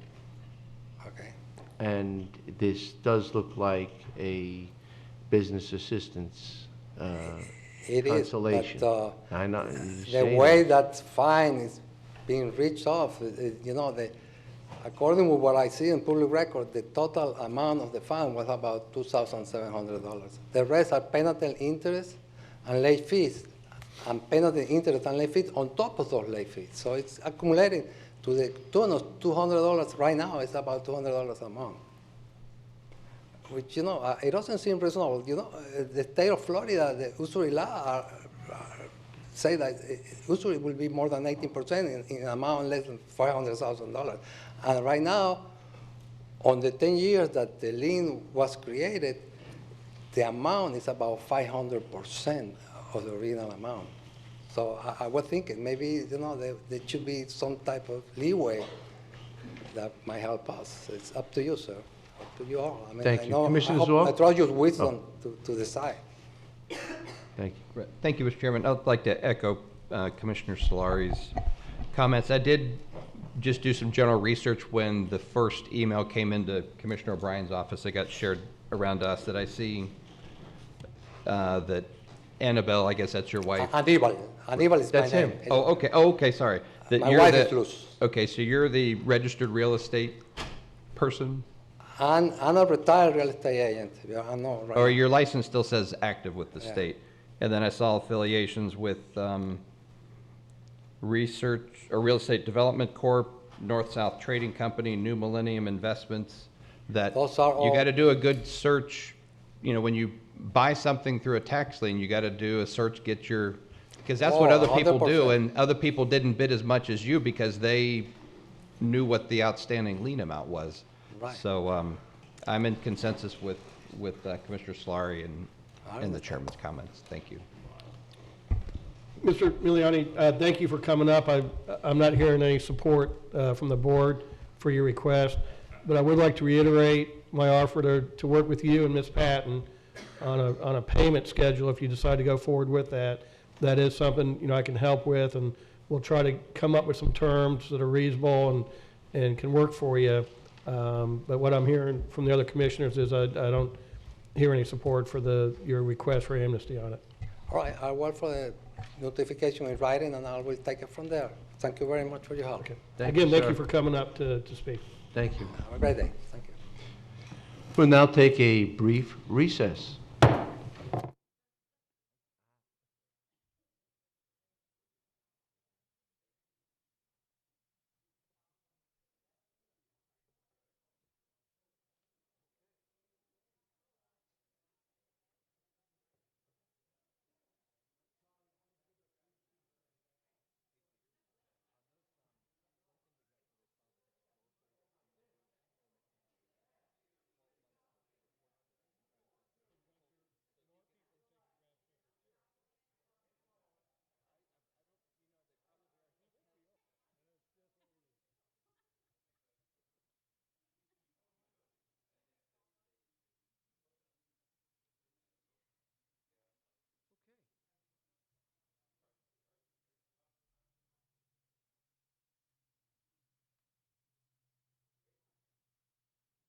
The meeting will now be called back to order.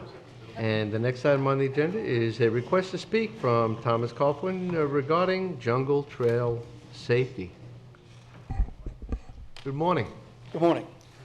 My name is Tom Coughlin. I reside at 9615 West Maiden Court in Vero Beach. I've been a citizen of Indian River County for over 30 years. I'm a regular user of the trail. I like to drive on the trail. I like to jog on the trail. I like to hike on the trail. I think the trail is one of the crown jewels of the history of Indian River County. However, I think it's time to review some of the safety procedures on the trail. I think improvements need to be made. I have some specific recommendations, but before I make those recommendations for your consideration, I'd like to just share with you how I came about formulating those recommendations. I look at the trail as having two sides. The south side, which is the entrance at County Road 510 heading south, and then the north side, which is the entrance on County Road 510 heading north. On the south side of the trail, there's a 15-mile-per-hour speed limit for the entire southern section. On the north side, there's a 15 to 25 mile an hour speed limit, which runs the balance of the north side. On the south side of the trail, there are approximately 10 no parking signs. The trail is narrow, as I'm sure you all are aware. There's no place to park on the trail. There are ancillary facilities along the trail where you can park. But on the trail itself, there isn't enough room to park on the side of the trail. There are no shoulders on either the north or the south side. However, as I indicated, the south side has 10 no parking signs at various intervals. The north side of the trail has no parking signs. It's intuitive, I think, to most people that you wouldn't try to park on the road and then go take your dog for a walk or go for a hike. However, I think some people, in fairness to folks who don't see a sign that says no parking, they may feel they are entitled to park there. As a practical matter, if I'm looking to park on the side of a road or a trail and I don't see a no parking sign, I think it's an invitation to park. If it's not an invitation to park on the south side, why is there an invitation to park on the north side? It's a very narrow trail. In fact, when you're coming along the trail, both on the south side and the north side, it's sometimes very difficult for cars coming in opposite directions to pass one another. My own personal experience a couple days ago on the north side of the trail, and I have a small car, it's a Toyota. There was a Jeep coming down the opposite direction. There's no place to pull off the road because when the road is graded, there's a little berm that's put up to deal with the balancing of the grading effort on the trail. Well, the vehicle coming in the opposite direction was kind enough to pull over and give me room to pass. Unfortunately, he pulled over right onto the berm where the grading materials were placed. A little further down the trail, another vehicle was coming. It was a rather large pickup truck, and he was courteous enough also to pull off to the edge of the trail. They were both four-wheel drive vehicles. And if they hadn't been so courteous, we would have had a bit of a standoff as to who was going to drive off the trail. It's heavily wooded. It is rather dangerous to drive off the trail. You don't know if you're going to hit some tree material or some debris from fallen trees. But it's an observation that I think justifies a consistent speed limit. If some vehicle's coming along at 25 miles an hour and another vehicle from the opposite direction's coming at 25 miles an hour and nobody wants to yield, someone's going to get hurt. The sharp turns on the trails are about even on the south side and the north side. I counted 7 blind turns on the south side of the trail and 10 blind turns on the north side of the trail. There are no warning signs on either the north or the south side of the trail to alert vehicles to cooperate or give way to hikers, bicyclists, or other people walking the trail. Right down the road here from the County Administration Department, there's a big old sign with a picture of a bicycle saying, "Share the road." I think it would be very appropriate on the Jungle Trail, considering the constraints, that such signage should be there to alert drivers to share the road. It almost sounds like common sense, but some people need a sign to remind them or to make them aware. And you all thought it was important enough to put a sign right out here on the road leading to the administration building to ask people to share the road with bicyclists. One other thing that really highlights the safety issue on the trail. There have been no deaths or serious injuries in the last 2 years on the south side of the trail. There has been 1 death and 2 very serious injuries on the north side of the trail. Looking at my comparison of the south side with better signage, a 15-mile-an-hour uniform speed limit, I would make 3 recommendations. First, let's have a uniform speed limit on the trail. If 15 miles an hour is good enough for the south side, why is it different on the north side? 25 miles an hour on that north side of the trail is not safe.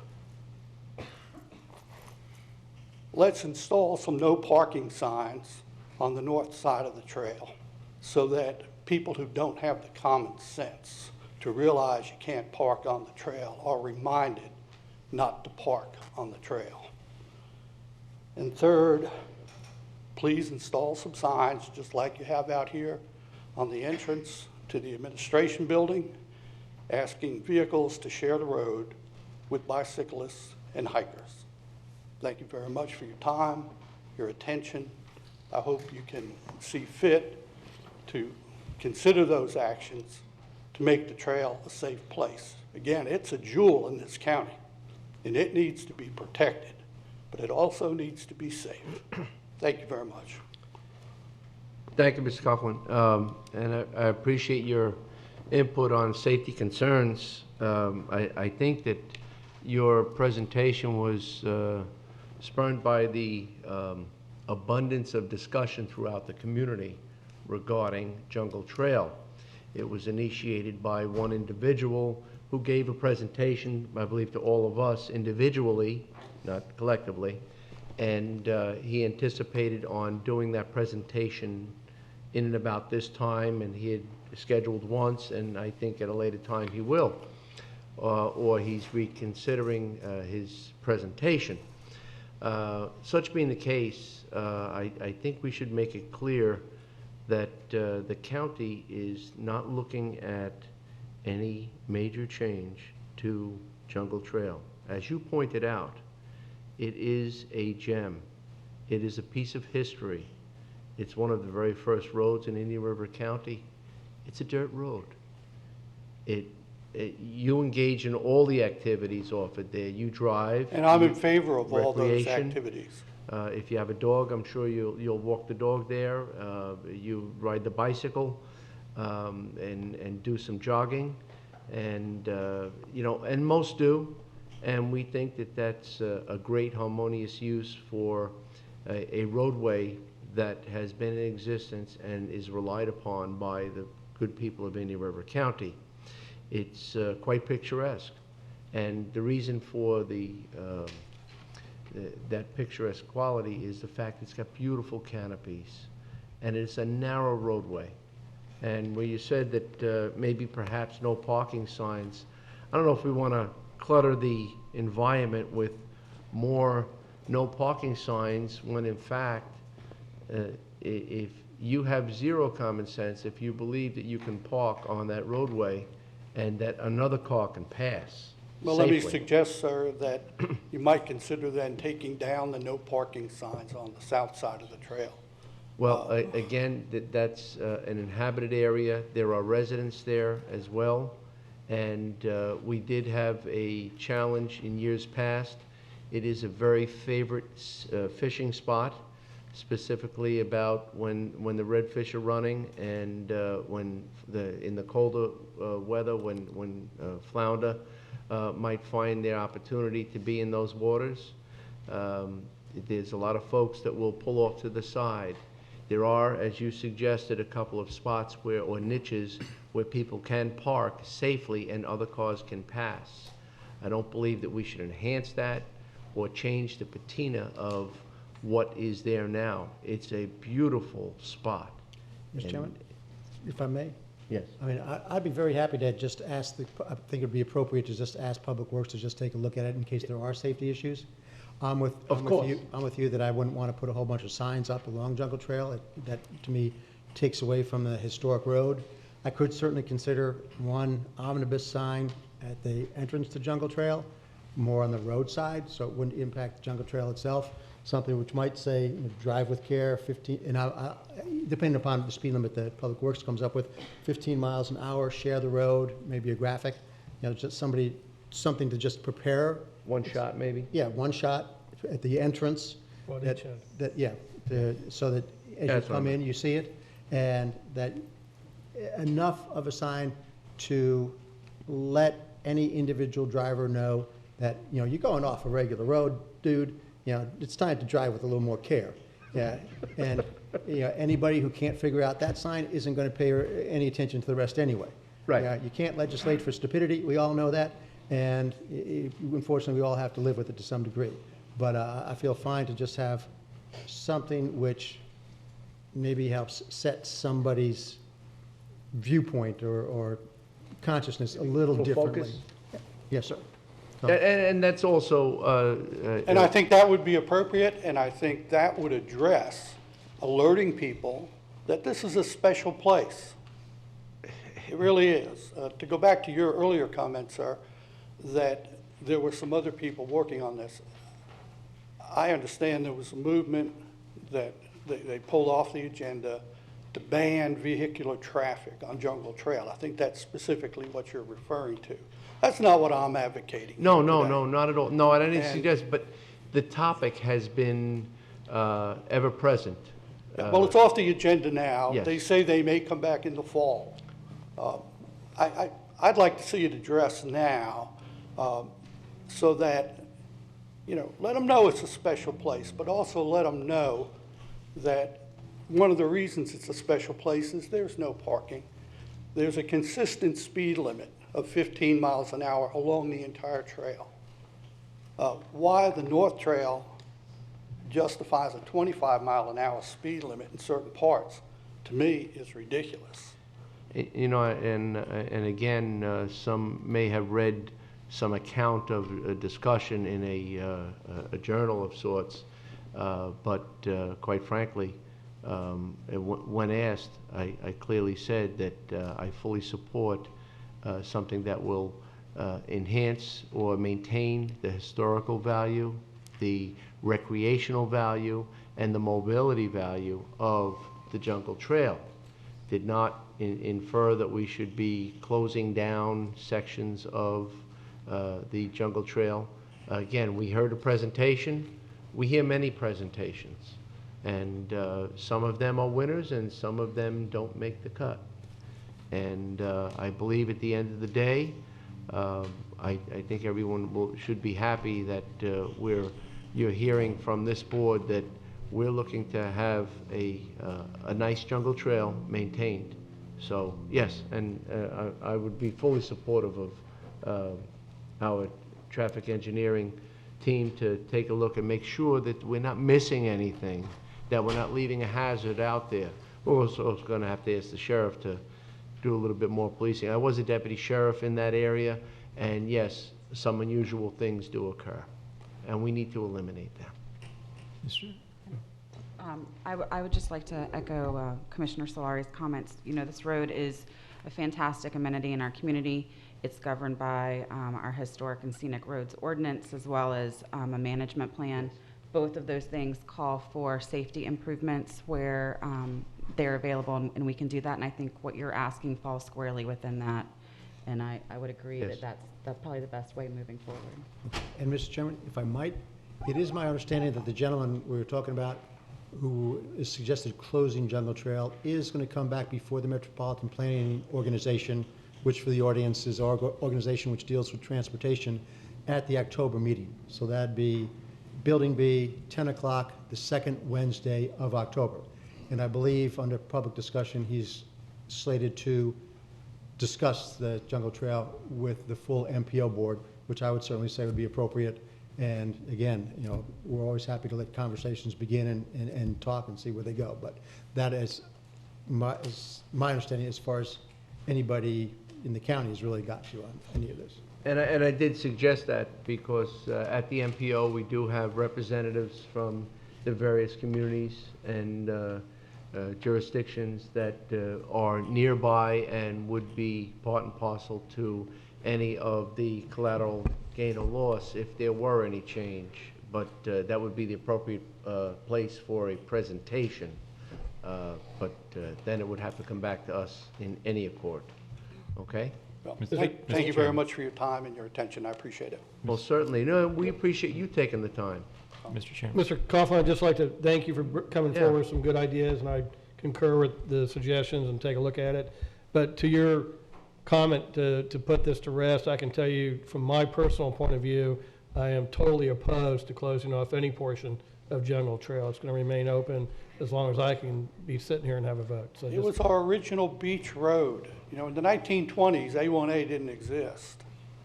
The Grovers built that trail. That's history. That's real history. Absolutely. And you don't find that in other parts of Florida, and it needs to be saved. Well, I believe that you hear a rock-solid Yeah, consensus. And I'll be at that hearing to voice my opinion, which I think you pretty well know by now. And you know ours as well, too. Yes, sir. Correct? You feel confident? Yes, I do. Thank you. Thank you. Have a good day. Mr. Chairman. Maybe somebody's watching this. Mr. Chairman, I would like to add, Public Works will take a look at the signage and the speeds there again. I think maybe a share of the road or watch for pedestrians sign would be appropriate. Yes. I will say we did recently lower the speed limit from 30 miles an hour to 25 miles per hour because we did get a request from a concerned citizen a month and a half or so ago. Our traffic engineering folks went out there, and based on their study, it made sense to lower it to 25. The reason for the 15-mile-an-hour speed limit on the south side is largely the same reason as those no parking signs, which is that folks historically have pulled up alongside the bank there and fished, and that's why we have the no parking signs. But also that was the reason for the 15-mile-per-hour speed limit, which is the reason for the differential. But just wanted to mention the reason that we have that difference in the speed limit, and we will look at that. We'll take another look at it. We'll look at the signage.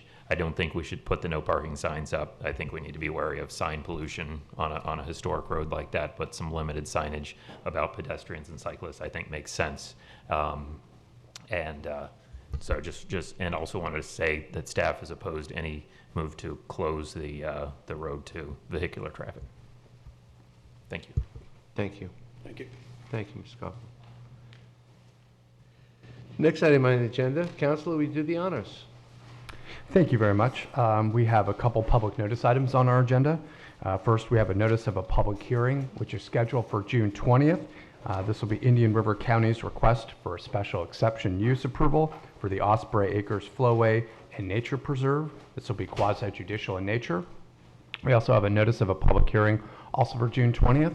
This is Indian River County's request for abandonment of a portion of 12th Avenue Southwest and 5th Street Southwest to a point 165 feet north of 7th Street Southwest, as shown on the Indian River Farms Company plat of lands and plan for land drainage and road reservations. This is legislative in nature. And finally, our third public hearing on June 20th will be an ordinance to consider amending Chapter 312 of the Code of Indian River County.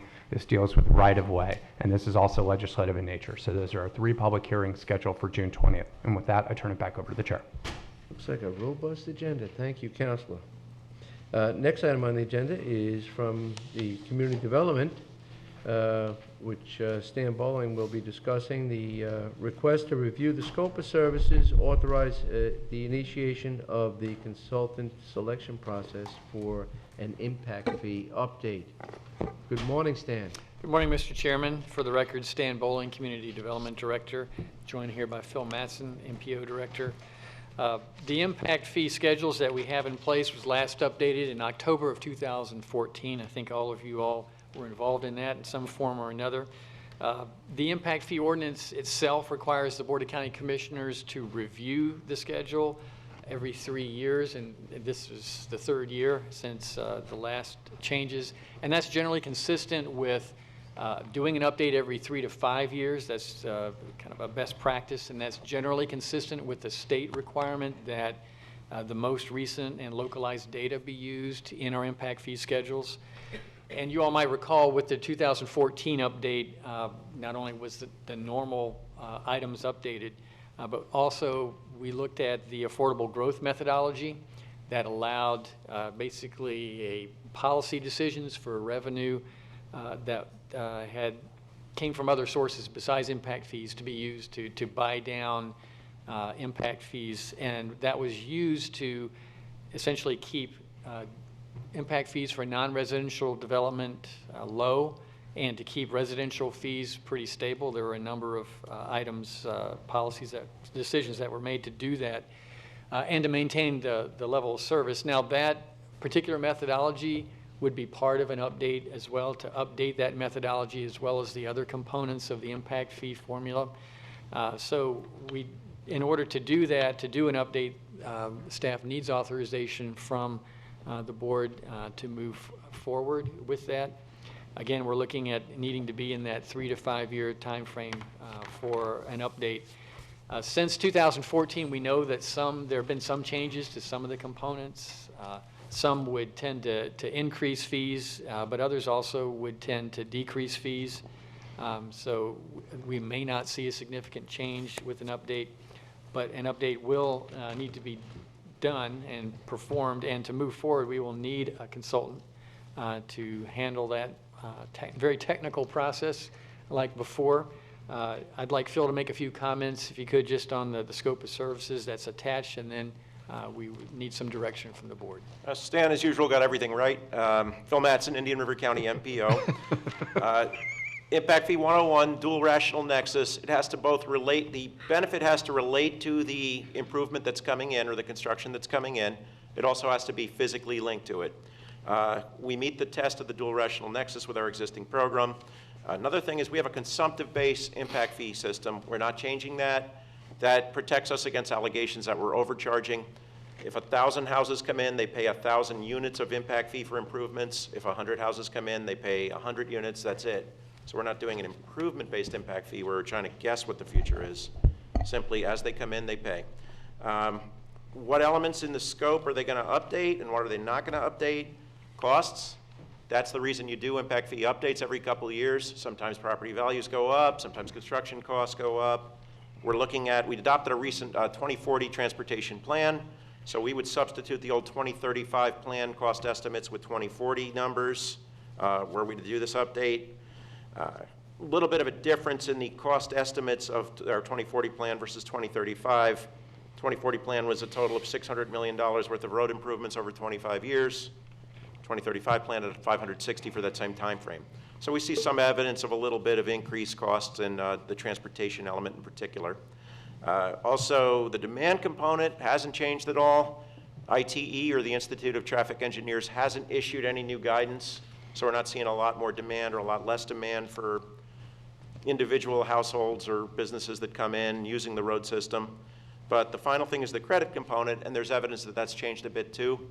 Basically, the credit is any other tax that we raise that these affected construction parties would have to pay in addition to an impact fee. And this protects them against us double charging them. So that's called the credit component. The most notable one is the sales tax extension. We built our last impact fee schedule assuming only sales tax collection through 2019. And as we know, we can assume beyond that. So that's the elements of it, cost and credit. We're not touching the demand components. The affordable growth methodology is built on the fact that periodically, based on growth rates, we can buy down more or less of the impact fee. So it's also good to get a handle on what growth is and determine whether or not that's affected our ability to buy down the fee, still maintain our level of service. That's the elements of the scope. As we've been told by the county attorney, we have to incorporate this scope into a consultant solicitation process. It's probably going to be awarded based on qualifications as opposed to the cost of the program. So this would be part of a larger RFQ that we would then go out and advertise. Any questions? I think Phil got everything right, too, best I could tell. Did you guys rehearse that? No. That was, you could both, guys apparently both got everything right. Yeah, you have a lot of chemistry in the department. So I thank you for the report, but I would like to ask if there have been any significant changes to the assumptions used in the last impact fee update which would support a full impact fee update at this time. I mean, I'm not aware of any, and it just, so are there This is any more of a significant- tweaking, the way we've written it up, than a full-blown, all the assumptions. So basically, the basic methodology is the same. The demand has not changed. It would be cost and credit. Yeah, so I mean, for me, I'm almost wondering if we can't wait a couple of years to do this. I mean, and just for myself, it seems like we just did the impact fee study yesterday. Yeah. I can't think of any significant changes to anything that would almost suggest spending more tax dollars at this time. So, and those are just my initial thoughts on this. I understand that the state requires us to do it with some regularity, and again, I appreciate any state mandate that comes down to us. But there seems to be a little greater reason necessary to spend tax dollars. And again, given that I just haven't seen a whole lot of changes take place in the last 3 years in this area, given that it takes us 13 to 20 years to build a road, to change the impact fee schedule 4 or 5 times during that process seems problematic. So again, if we could, without any greater reason, if we could put this to a 5-year cycle rather than a 3-year cycle, I think that would save taxpayer dollars, save staff time, and put us on a little bit better path forward. But that's just my Wholeheartedly agree. concur with that. Oh my goodness, I must have ate a good breakfast today. No. And it doesn't even have a spreadsheet. No, just we've heard it before twice now. You got everything right. So if you'd like me to form a motion in that regard, I'd like to make a motion to thank staff for all the work at this point and come back to us in 2 years with another suggestion that we have an impact fee update. Second. If I may add to that, we actually, the Board of County Commissioners has adopted, as either Stan or Phil mentioned, that in 1000.13 of our code, that the fee schedule is contained shall be reviewed by the Board of County Commissioners at least once every 3rd year. Would you like us to bring back an ordinance that kind of revises that time frame? We could just come back with a staff-written report, which includes a lot of the things they said today, including the fact that the demand component has not changed, that unless they can say that some significant assumptions have changed, that says no significant assumptions have changed, then we can review that document and be done with it for a couple of years. And we satisfy the ordinance. Well, but then but what I also heard was maybe in 2 years you're looking for starting a sort of every 5-year cycle. To me, it ought to be 3 to 5. Okay, if you'd feel more comfortable with an ordinance, I'd put it into a 3 to 5 year cycle depending upon conditions. Okay. So if it could be conditions had changed material from 3 years ago to now, I'd be supportive of an impact fee impact. But to spend this type of taxpayer dollars and staff time simply because it's something mandated by the state or in our ordinance, I don't think is appropriate. So maybe some flexibility in the ordinance because it says at least every 5 years, and that way we've got some flexibility. If I could suggest, Mr. Chairman, I think what the board is doing right now is reviewing the issue. And so that they are looking at the factors. And what we've been able to tell you is that we see a few changes have happened since 2014 that seem to be offsetting. We think costs will have risen some, but also the revenue from the sales tax extension would tend to lower fees. So we see an offset. I think what we could do in the ordinance is make a change to say that the board reviews every 3 years and determines whether an update is warranted or not. But we still would like to stay within that 3 to 5 year update. When you get out more than 5 years, staff would not recommend that we go And I'm beyond good with that. the 3 to 5. It's Sure. just that So I think you all are conducting a review right now. I think it makes sense to update the ordinance to give the board some flexibility to choose, but I think staying with a 5-year timeframe for an update is a good practice. I don't think we have a risk factor of this getting stale. We're climbing out, and we're still in economic recovery. And I don't think we're up to any standards of concern. Mr. Chairman. I'm probably going to be going against the motion just because a couple things. One is this is a brand-new methodology that we put in back in 2014. And I think taking a hard look at it after 3 years to see if it's still tracking and do it more than just kind of a gut feeling. We think some went up, some went down, so we think it's all okay. I'd rather see a more accurate review of this model to make sure it is tracking like we talked about.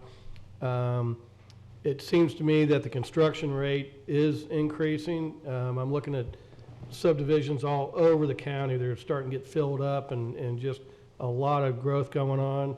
And I think the growth rate may even be held down some just because of a lack of workers and things. And as this continues to grow, I think it's going to escalate.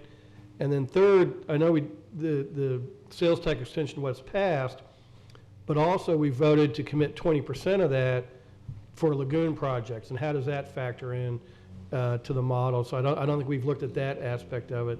So I would still like to see, and I understand Commissioner Solari's feelings here, but since this is such a new model we're using, I would like to see us take a full look at it, and then maybe after this look at it, go with what's being proposed. But I would like to see a more rigorous examination of the model that we're using. So that's just kind of where I'm sitting. You know, it depends on how deep a consultant goes as far as the advice to this commission. We could be looking at $25,000-$30,000 with one blush, correct? I mean, Yeah, I think we'd be looking at more than that, but less than what we spent last time, which was in the 160 range, because that was an entire methodology update, including policies. So I think more than 25 or 30. It is going to be paid out of the administrative costs. Right. I think any kind of update is going to be at least $100,000. Wow. That sounds like quite a bit of oyster reef that can be established. So we can actually help out the lagoon directly. I don't think you can take Not the from that impact fee money. administration money for oyster reefs. No. So, Even though we'd like to. yeah, keep in mind where the buckets are. We could never mind.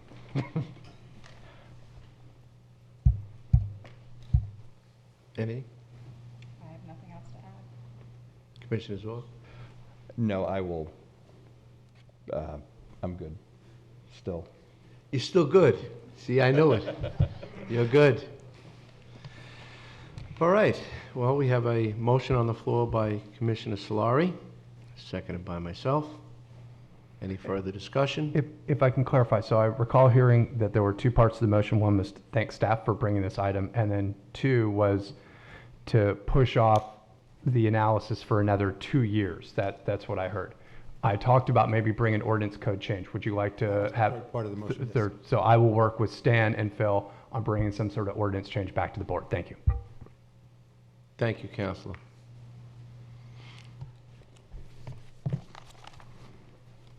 Any further discussion? All in favor? Aye.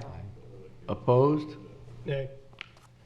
Motion carries 4-1 with Commissioner O'Brien dissenting. Thank you.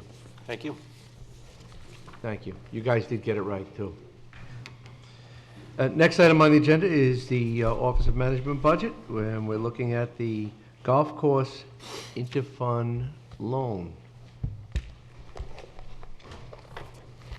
Good morning, Mrs. Smikowski.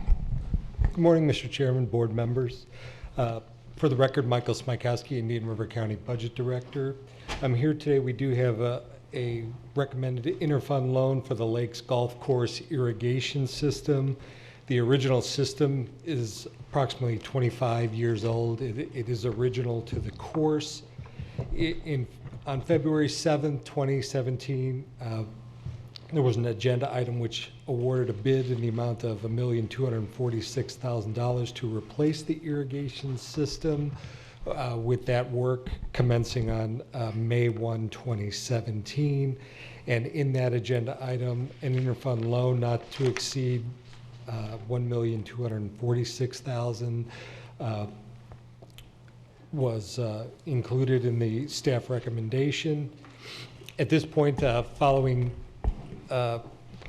the peak of tourist season,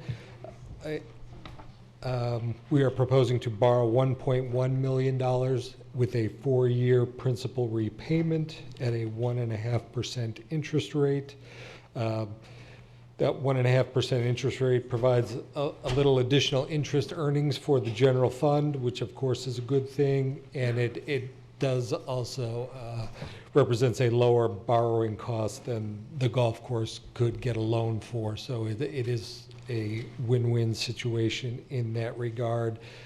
The staff recommendation is to authorize the interfund loan as detailed in the attachment in the agenda item, again with principal repayment over a 4-year term. Do you have any questions? Move staff recommendation. Second.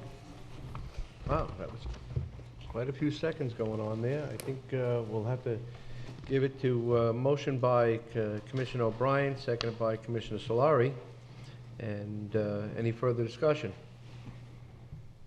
Is there anybody from the audience that wishes to have input regarding the interfund exchange, which will benefit the taxpayer as well? Seeing none? All in favor? Aye. Opposed? Motion carries unanimously. Thank you. Thank you, Michael.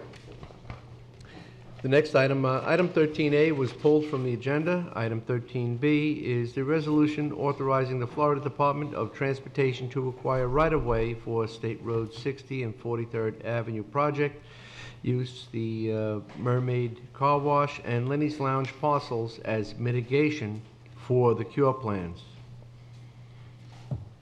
Good morning, Counselor. Good morning, Commissioners. Bill DeBrawl on behalf of the County Attorney's Office. Back in 2015, the county and the State Department of Transportation entered into an incentive program whereby the state would take over acquisition of right-of-way for the State Road 60 43rd Avenue project. The county, if you will recall, made a couple of advanced purchases. Back in 2008, they purchased the old Lenny's Lounge site. And if you take a look at the monitor, if you could bring that up for me, please, Adam, you can see that there is a remnant parcel left over from Lenny's. The other parcel is the existing Mermaid Car Wash. Both of these parcels are anticipated to be used in mitigation and cure plans for surrounding properties. Let me talk first about the Lenny's Lounge parcel. There's 3 active businesses taking place on the Lenny's Lounge parcel. There are going to be takes or losses, as far as looking at it, to that mobile gas station that's there on the corner of the intersection of 43rd and State Road 60. There'll be a slice of right-of-way taken on State Road 60 and another slice of right-of-way on 43rd Avenue. The DOT has made appraisals and made offers on all of the parcels and on that corner. And it looked like the gas station would be a total loss. That would affect 3 businesses. Paradise Central is the owner of the property underneath. He has a long-term lease with the entities there where his duties and his work involves going to his mailbox and picking up a monthly check. He enjoys that type of work and wants it to continue.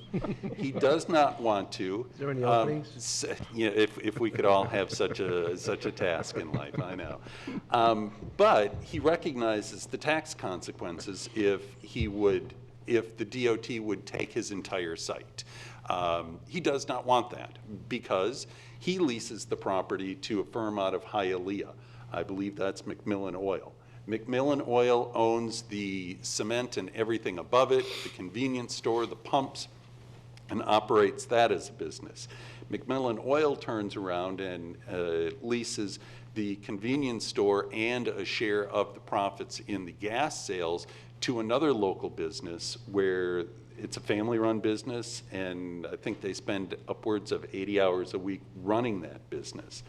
So Paradise Central has come to us and said, look, if you give us the Lenny's Lounge parcel, or if we allow that to be used in the negotiations and part of our cure plan, I'll move my pumps or my underground tanks from the location where they're going to be hit by the right-of-way and have to be moved to the Lenny's Lounge site. I'll forego any total damages. We'll work out some sort of agreement as long as I'm able to move my tanks there. It's going to take some investigating on his point. I've been in contact with their attorney, and they're talking already about a preliminary site plan that would be necessary to make sure everything meets the required setbacks in this parcel. So that's one. The other parcel that we're looking at here would be the Mermaid Car Wash. That's outlined as well. Cumberland Farms is just to the south of it, of Mermaid Car Wash. It's a very busy site, one of their highest earners. They have bought additional property to the west of their location, and they are interested in a part of the Mermaid Car Wash to extend their facility. Szechuan Palace, as we all know, has been there forever and ever on 43rd. They also are going to lose parking as a result of the expansion. It's not going to hit the building, but it's going to hit their parking. And so we had anticipated, as part of a cure plan and mitigation, that part of the Mermaid Car Wash would also go to the Szechuan Palace. So there's attached to your agenda memo is a resolution giving the DOT authority to negotiate with these parcels. They are still county-owned. Any agreement would have to be approved by the board, as it would have to convey away all or part of the two parcels that we've just been talking about. So staff's recommendation is to go ahead and approve the resolution authorizing DOT to use these parcels as negotiations. If there are any questions, I'd be happy to try and answer. Commissioners, any questions of council? Is there anybody in the audience that wishes to speak regarding this decision?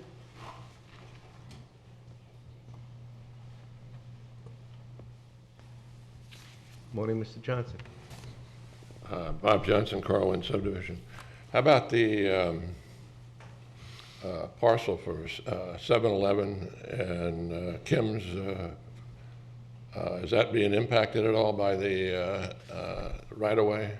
It's my understanding that there are very small impacts to the produce stand you're talking about over on the southeast corner of the intersection across from the old Lenny's Lounge site. I think they're just minor, a minor take that wouldn't affect any parking. And how about the 7-Eleven? It's my understanding there's no impact to the 7-Eleven. So that the curb will still be the same and all that? There won't be any... The current plans call for most of the expansion to go to the west at this point. Thank you. You're welcome. Thank you. Anyone else? Commissioners? Staff recommendation. Second. Again, it's a close one here. Well, Commissioner O'Brien made the motion, and Commissioner Solari, there's a second. Any further discussion? All in favor? Aye. Aye. Opposed? Motion carries unanimously. Thank you. Thank you. Mr. Chairman? Yes. I ask a question. Mr. Nolte is on the agenda a little bit later, and he had made mention he has a out-of-office appointment at 12:30, I believe it was. I believe it was 1:30. Oh, 1:30. Okay, so no, we're good then. I think we're good. I'm watching that clock. Okay, thank you. Thank you for the update. With that, next item on the agenda, Commissioner Adams wanted to bring up the Roseland Community Building. Thank you, and thank you, commissioners, for giving me the time to speak about this today. I think everybody's had an opportunity to look over the memo that was provided, so I will not get into all those details. But what I would like to say is, you know, when I was out in Fellsmere, one of the things I was most proud about and what we were able to accomplish was protecting our historic resources. I think they add intrinsic value to our community that gives us that character and creates a special place that we all want to be a part of. We have that opportunity again today to help set in motion the plans to save and renovate the Roseland Community Building. What I'm asking today would be to allocate basically $8,300 to do a building analysis and assessment of the Roseland Community Building. Mr. Spierka has been kind enough to put together a work order number 7 and get that information so we know what we're looking at and how we can move forward. I think this is the first step in figuring out how and what we need to do to that building. We can't really put a plan together until we understand the totality of the issues that are facing it. Once this comes back, I think it would be appropriate for us to determine and look for funding sources, possible grant resources, partnering with our other community organizations and working with that Roseland community to save this building. It is called out, I will note, in their Roseland community plan. There's a historical marker there. I think we all know the intrinsic value of that building, and I would hate, again, to see us make a decision that would not allow for that building to be saved in the future. So with that, I would like to make a motion to direct staff to move forward with work order number 7, Roseland Community Building, building analysis, and authorize the execution of any documents needed for such. Second. Too quick. Well put, well covered, and I wholeheartedly agree. The Roseland Community Center is a very valuable resource to not only the Roseland community. A lot of great things happen in the community center. It is in disrepair. They need a home. And in addition, I think there's great benefit to the rest of the county by the Roseland Community Center being there, because many of the people who participate in some of the programs that are run through the Roseland Community Center, people travel to because they are of, again, historical value, and a lot of people gravitate from other areas of the unincorporated area to the unincorporated area of Roseland. So we want to thank everybody for having the programs there and the reason for the draw. I'm just going to note that I thought when this came before us last time that we had delayed a decision in order to give the members of the Roseland Women's Club and other people in Roseland time to come up with a plan. So, and I thought as we were going forward, we were going to see more in the way of a public-private partnership. So while I'll support the motion today, going forward, I'd like to see some, I'll just use the phrase, skin in the game from the people in Roseland who are going to benefit from this. So I just don't, while I support the motion today, I don't want to give the impression that I think that this ought to be a fully government subsidized operation. I think that public-private partnerships have worked well for the community, so I'd like to see us go down that road rather than a fully county-owned road. So. And well, if I can just address that for a second?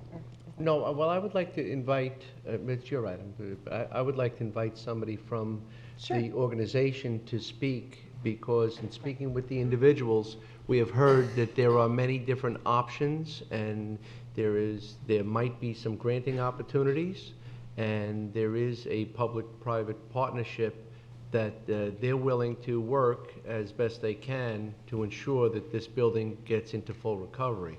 Yeah, I would just, I appreciate your comments, Commissioner Solari, and the only thing I would mention is that this is kind of the first step in that plan. We need to be able to understand what issues and the cost associated with those that are facing the building, so then we can craft that public-private partnership so we can move forward knowing exactly what we're asking for as far as fundraising, grant monies, or whatever the case may be. I have been working with Women's Club and the other community organizations to kind of put that together.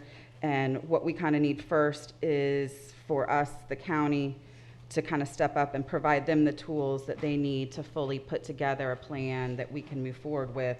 I think the intention is for them to be active participants in this. I think they've shown overwhelming support by the letters of support that have been given, as well as the petitions that we got the other day that y'all have been provided with. So the intention is for this to move forward in that manner. We just kind of need to get this done first so we know how we're going to craft that next step, which would include what you're asking for. And we do have other community centers in the unincorporated area of Indian River County, and we have infused dollars to ensure that those buildings are maintained to a habitable level. In looking at the initial report, was rather devastating news that there was serious concern. We got a cordon off the building, and it's dangerous. You can go in and get your belongings, and it's over. And I think that perhaps maybe another blush will give us the opportunity to exact what is needed and what needs to be accomplished. But even more importantly, if there is any granting opportunities, that you have a documentation as to what is needed to make the building whole again and bring it back to the building in which it should be. So I think that that's a small price to pay for another opportunity that might enhance the public-private partnership. Did anybody want to speak regarding the comments you heard? I thought there might be. Yeah, my name is Verna Morera. I'm president of the Roseland Women's Club. My address is 112 Drake Way, Sebastian. I want to take this opportunity to thank those people that took time out of their day to come today to show their support for the Roseland Community Building and also the efforts of the Roseland community and the Roseland Women's Club. I would also like to acknowledge the fact that we have received almost 15 letters of support. Some of these letters are from individuals. We've also received some letters of support from organizations. Those organizations have members that are taxpayers and voters. They pay property tax, sales tax, also visitors pay tourism tax. Some of the members of these organizations do not live in Roseland. They live in surrounding areas.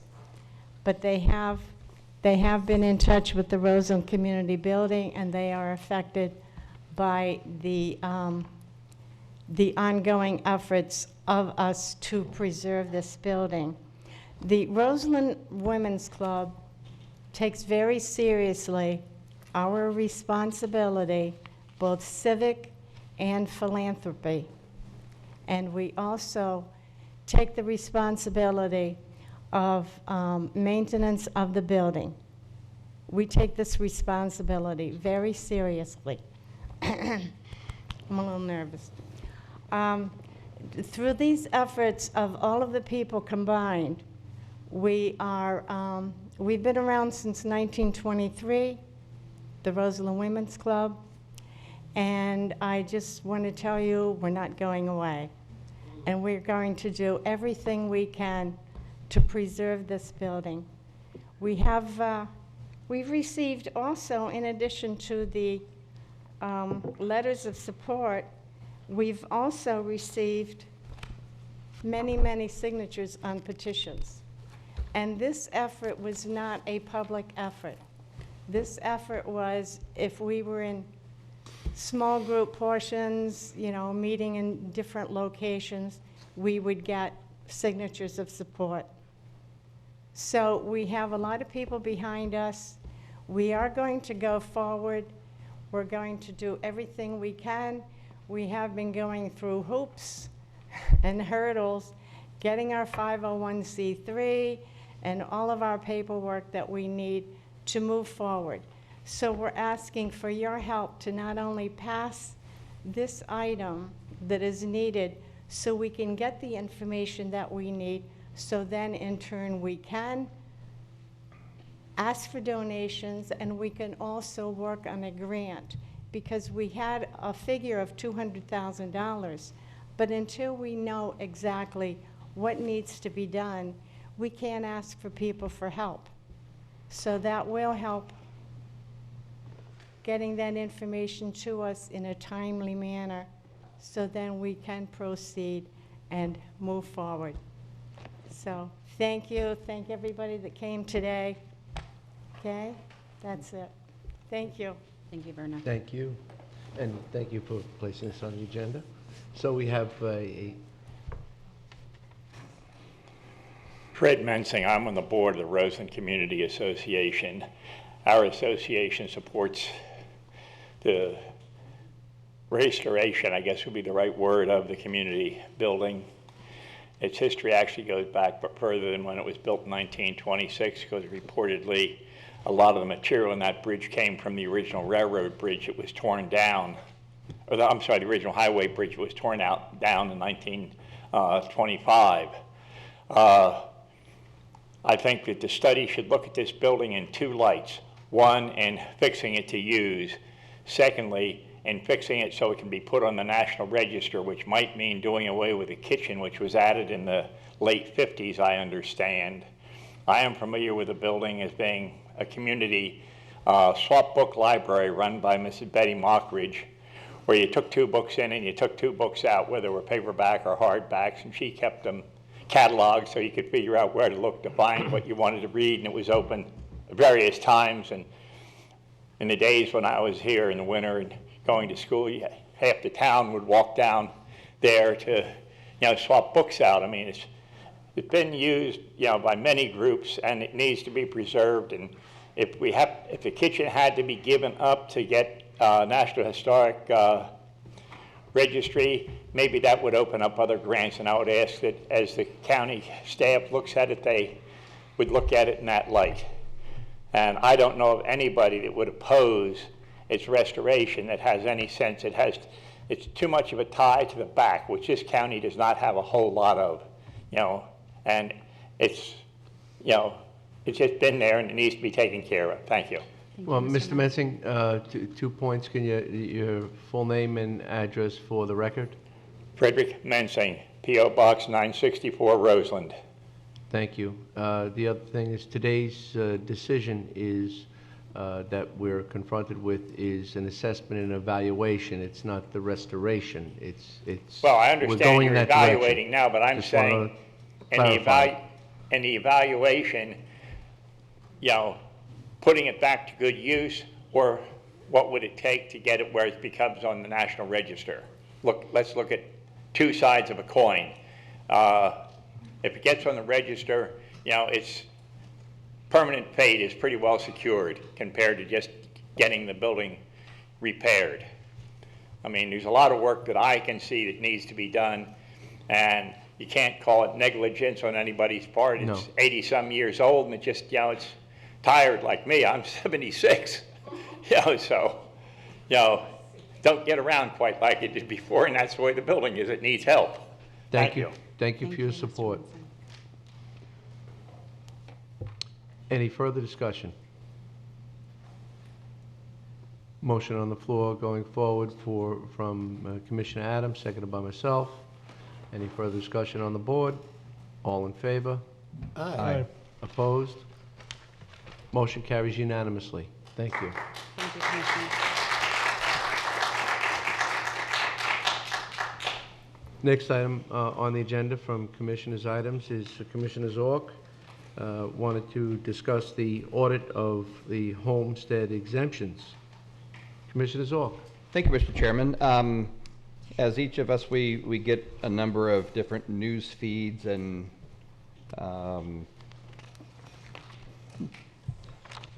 from time to time, and receive one regarding how a Sarasota County had went through an exercise looking at their homestead exemption, other people that are dual filing. And, you know, as we look at what the near future will hold in the next 2 years, if the change in the homestead exemption law changes in the millions in revenue we will lose, we always got to be thinking of what are potential revenue sources that are out there. So that, after reading the article, and I should say that I think our property appraiser's office does a great job, very thorough. I know when I originally filed my original first homestead exemption back in the 1980s, the process you have to go through, the documentation, they do a good review process. However, I will say that I think the American public in some cases has become crafty at their process. So seeing the story in there, also I had Lisa in the office reach out to the property appraiser's office, and we received a listing of all the listing of the 39,252 properties that have homestead exemption attached to them.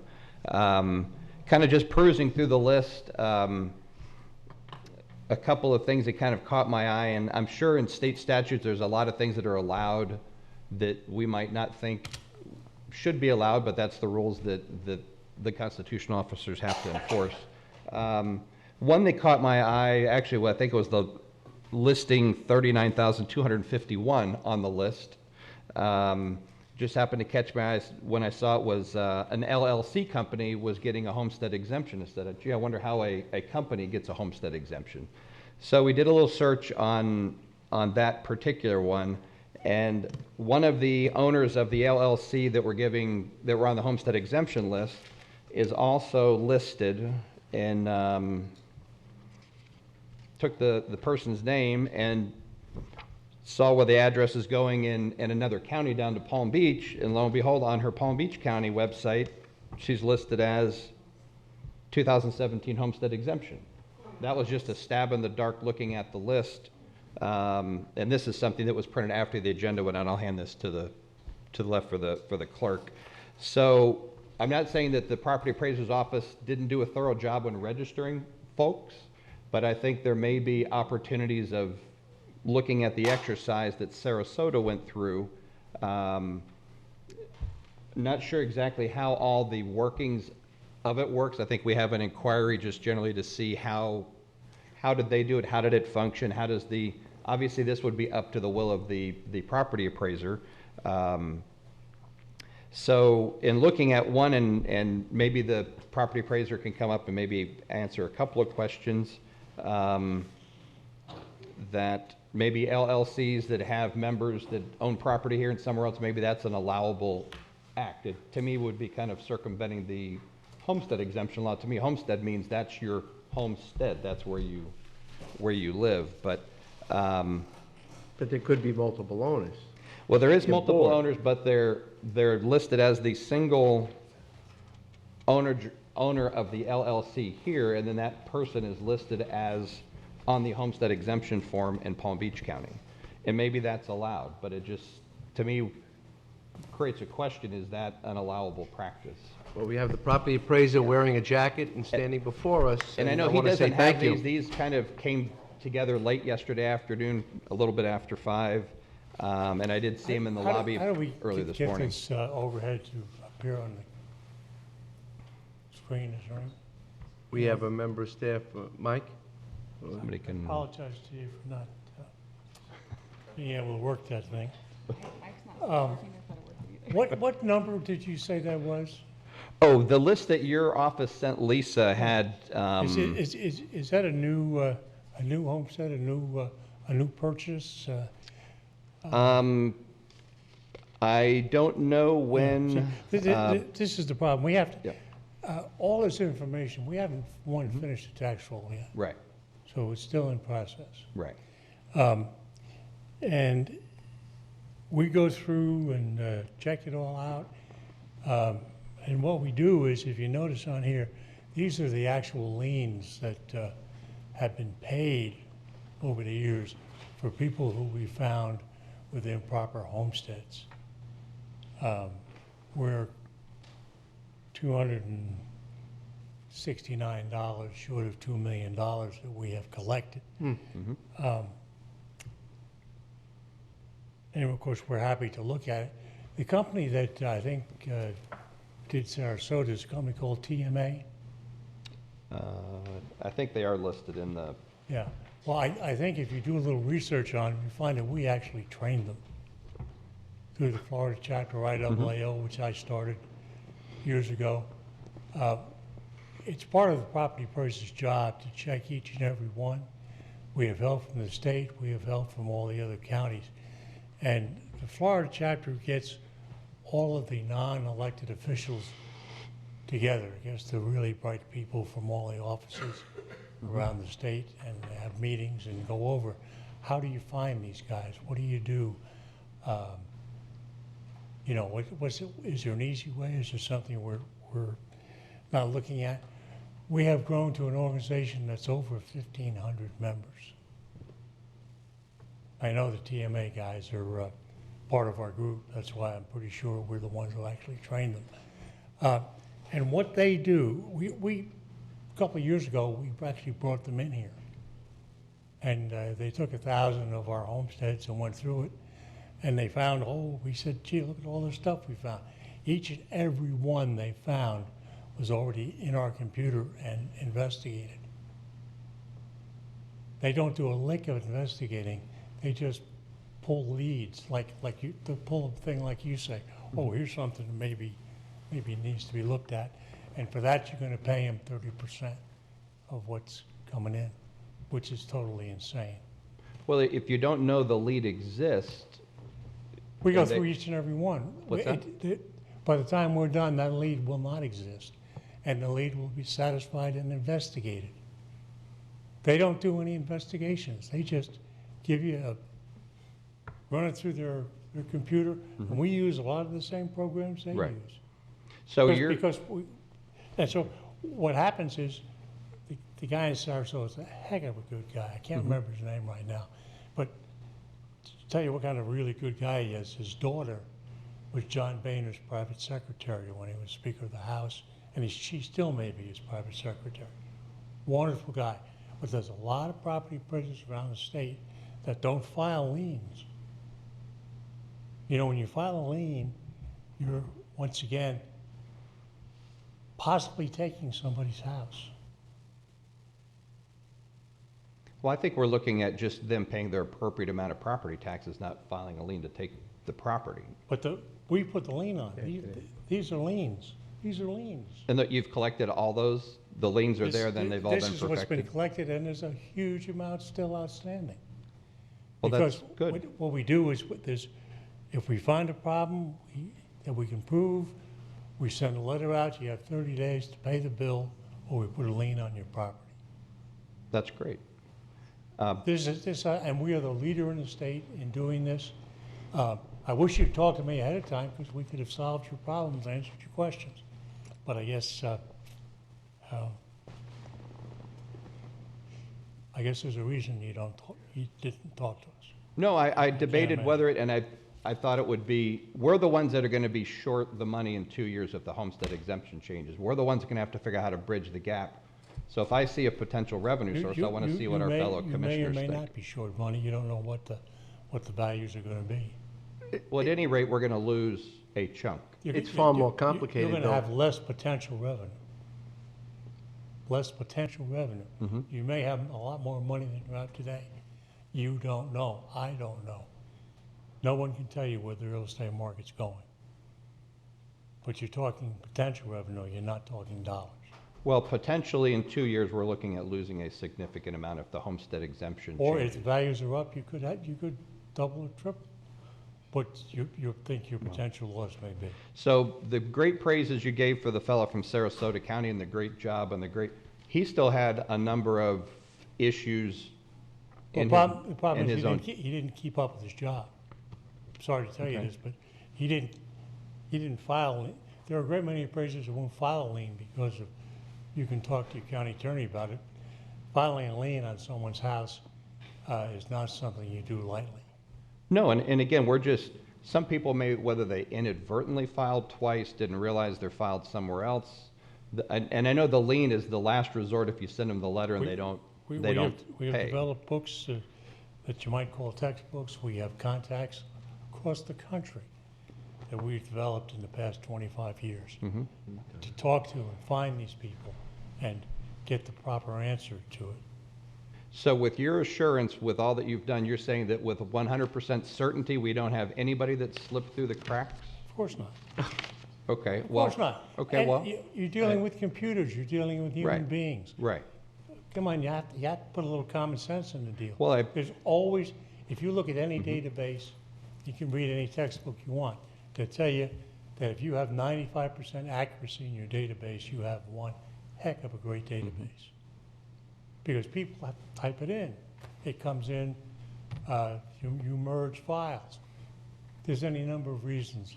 But the secret is we go over things 2, 3, 4 times. We make sure, as sure as we possibly can, with the people we have, we're absolutely outstanding. I think you'll find that's why they stick around so long. And again, I'm saying no fault of staff. I'm saying the craftiness of some individuals that know how to gauge a system. That's true. That's true. And we're constantly finding new ways to find these people. But we know as much about it as DMA does, maybe more. Okay, so what would trigger you to decide that there, so the way I read it, that it worked over there, they came in, created a short list. They went from 230,000 parcels to 550, which took a huge number and brought it down to a small number and said, look, these 550 have, whether it was inconsistencies or something that got them on their radar, and they reviewed those and found $76 million in additional assessed value that was due. They did the same thing here with 1,000 and found nothing. Okay. My staff, the girls were laughing. Commissioner, if I may? Yes. I mean, I saw the same article and I gave it to Jason. I asked Jason to take a look at it. I don't know the tax appraiser's business, and quite frankly, I don't want to know the tax appraiser's business. For instance, I didn't know that, say, he was doing the liens and Sarasota wasn't. I think that it might be appropriate just to leave this to the staff, let Jason take a look at it, let him have a chat with Mr. Nolte. If the two of them figure it's worthwhile pursuing, let him come back to us and ask him to, if we need any authorization. Right. Okay. If not, let it rest. I mean, again, the ins and outs of the business are something that David, leave that there. we're really not going to get on the table. So I think that might be an appropriate way of going forward. And I'm fine with doing that. And the, you know, the handful of LLCs that I pulled out, I only got to run 2 of them. The one that actually had now the list you sent us, maybe that's last year's list, not this year's list. And maybe they moved, but they've owned the house in Palm Beach County for many years, apparently to their tax roll. So, again, I think your staff does a great job. I'm just saying certain people of the public have gotten crafty of how to save tax dollars. Absolutely. Yeah. And that's why we have trained investigators that go through this. Okay. We started off with Tom White, who was the first one in the state that I hired. And when Tom left, we brought in Leroy Kelly, also was a deputy sheriff investigator. Both of these guys taught classes at the Florida chapter IAAO. We got this ball rolling, and we're going to keep it rolling. And to somebody, escape being caught, of course. Well, we got 10 years, and we go back each time, and there's many things. The state helps us. But we don't want to go in and tell you exactly how we do it, because then the people get craftier to work around it. Also, would it be a violation if someone's renting their homestead? I mean, you would have no way of knowing that. Do you have your homestead card on you? No, I don't. Read the back of it sometime. Okay. It's all there. Is it? Okay. All right, so I'll give this one to Jason, and there's a couple that we didn't finish processing yesterday. We'll give those to Jason, have you guys take a look. And I've learned that companies can get homestead exemption, which is... I don't believe that to be true, but that's...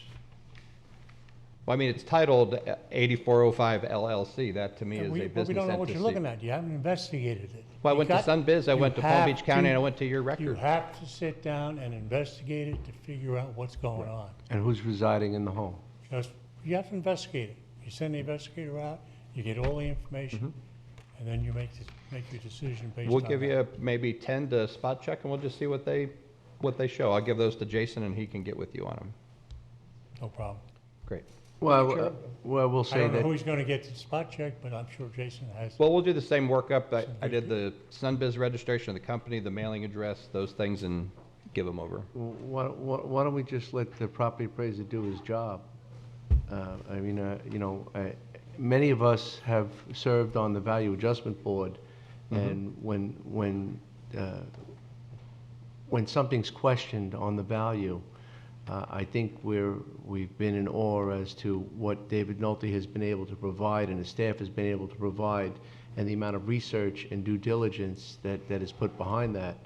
And David Nolte is the elected property appraiser, and I rather put my value in on him continuing to do the research and the assessment that he's done in the past, how he's done it.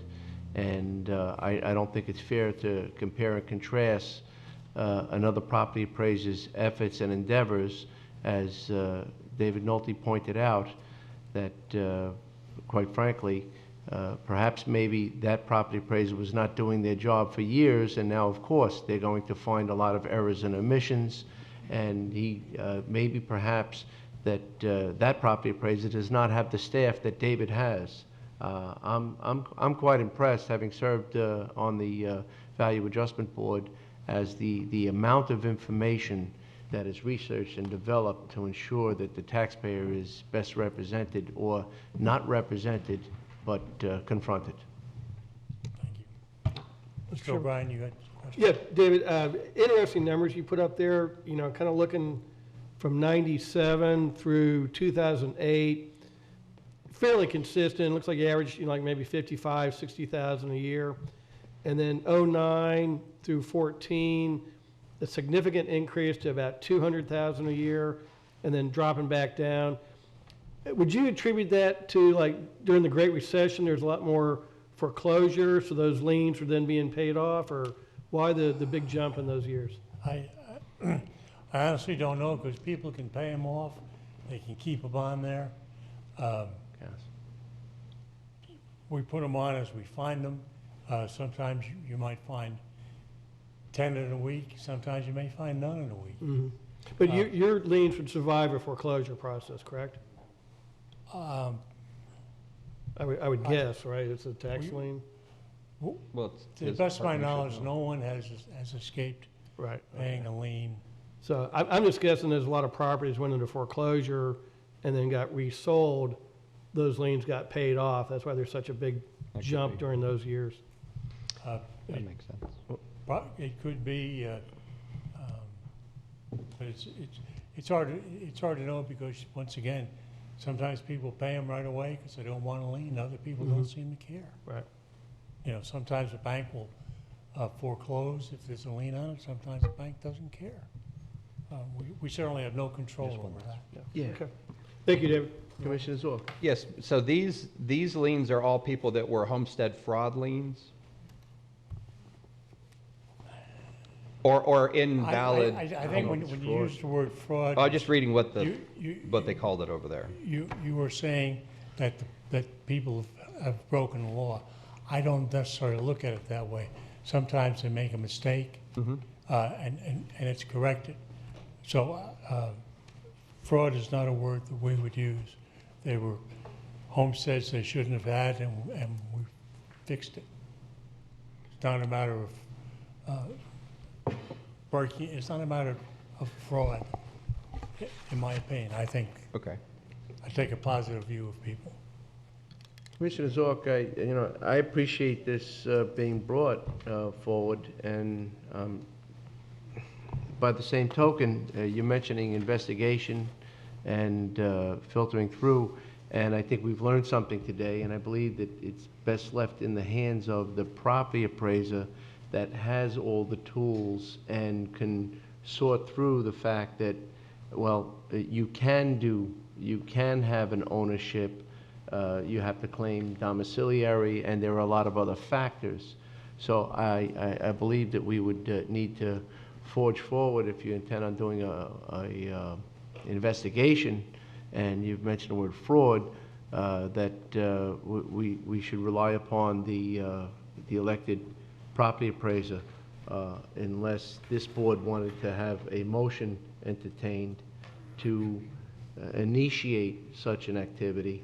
I think we'd be best off in leaving it in the hands with the county administrator and the property appraiser to handle. I think I'll give my folder to Jason, and then they can meet and discuss and see if it bears any fruit. And then if it doesn't, that's fine with me. I also want to suggest that because there are other taxing authorities that are involved, and if we were to engage in that company, where would that 30% come from? Would it be prorated for each taxing authority? And they're not here to make that decision as well. Oh, no, that would be That's far why down I the would want to horizon. leave it in the hands of the property appraiser. Okay, we'll let them And look and it's see. me. Did anybody else have any further input? Nope, that's good.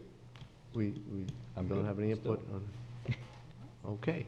Well, with that, that was the last item on the agenda. I want to remind everybody that today is, we're getting close, fast approaching, June 14th, which is Flag Day.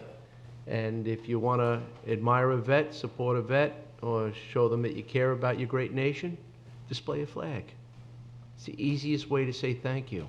So I hope that everybody goes out there and honors Flag Day. Thank you. Meeting adjourned.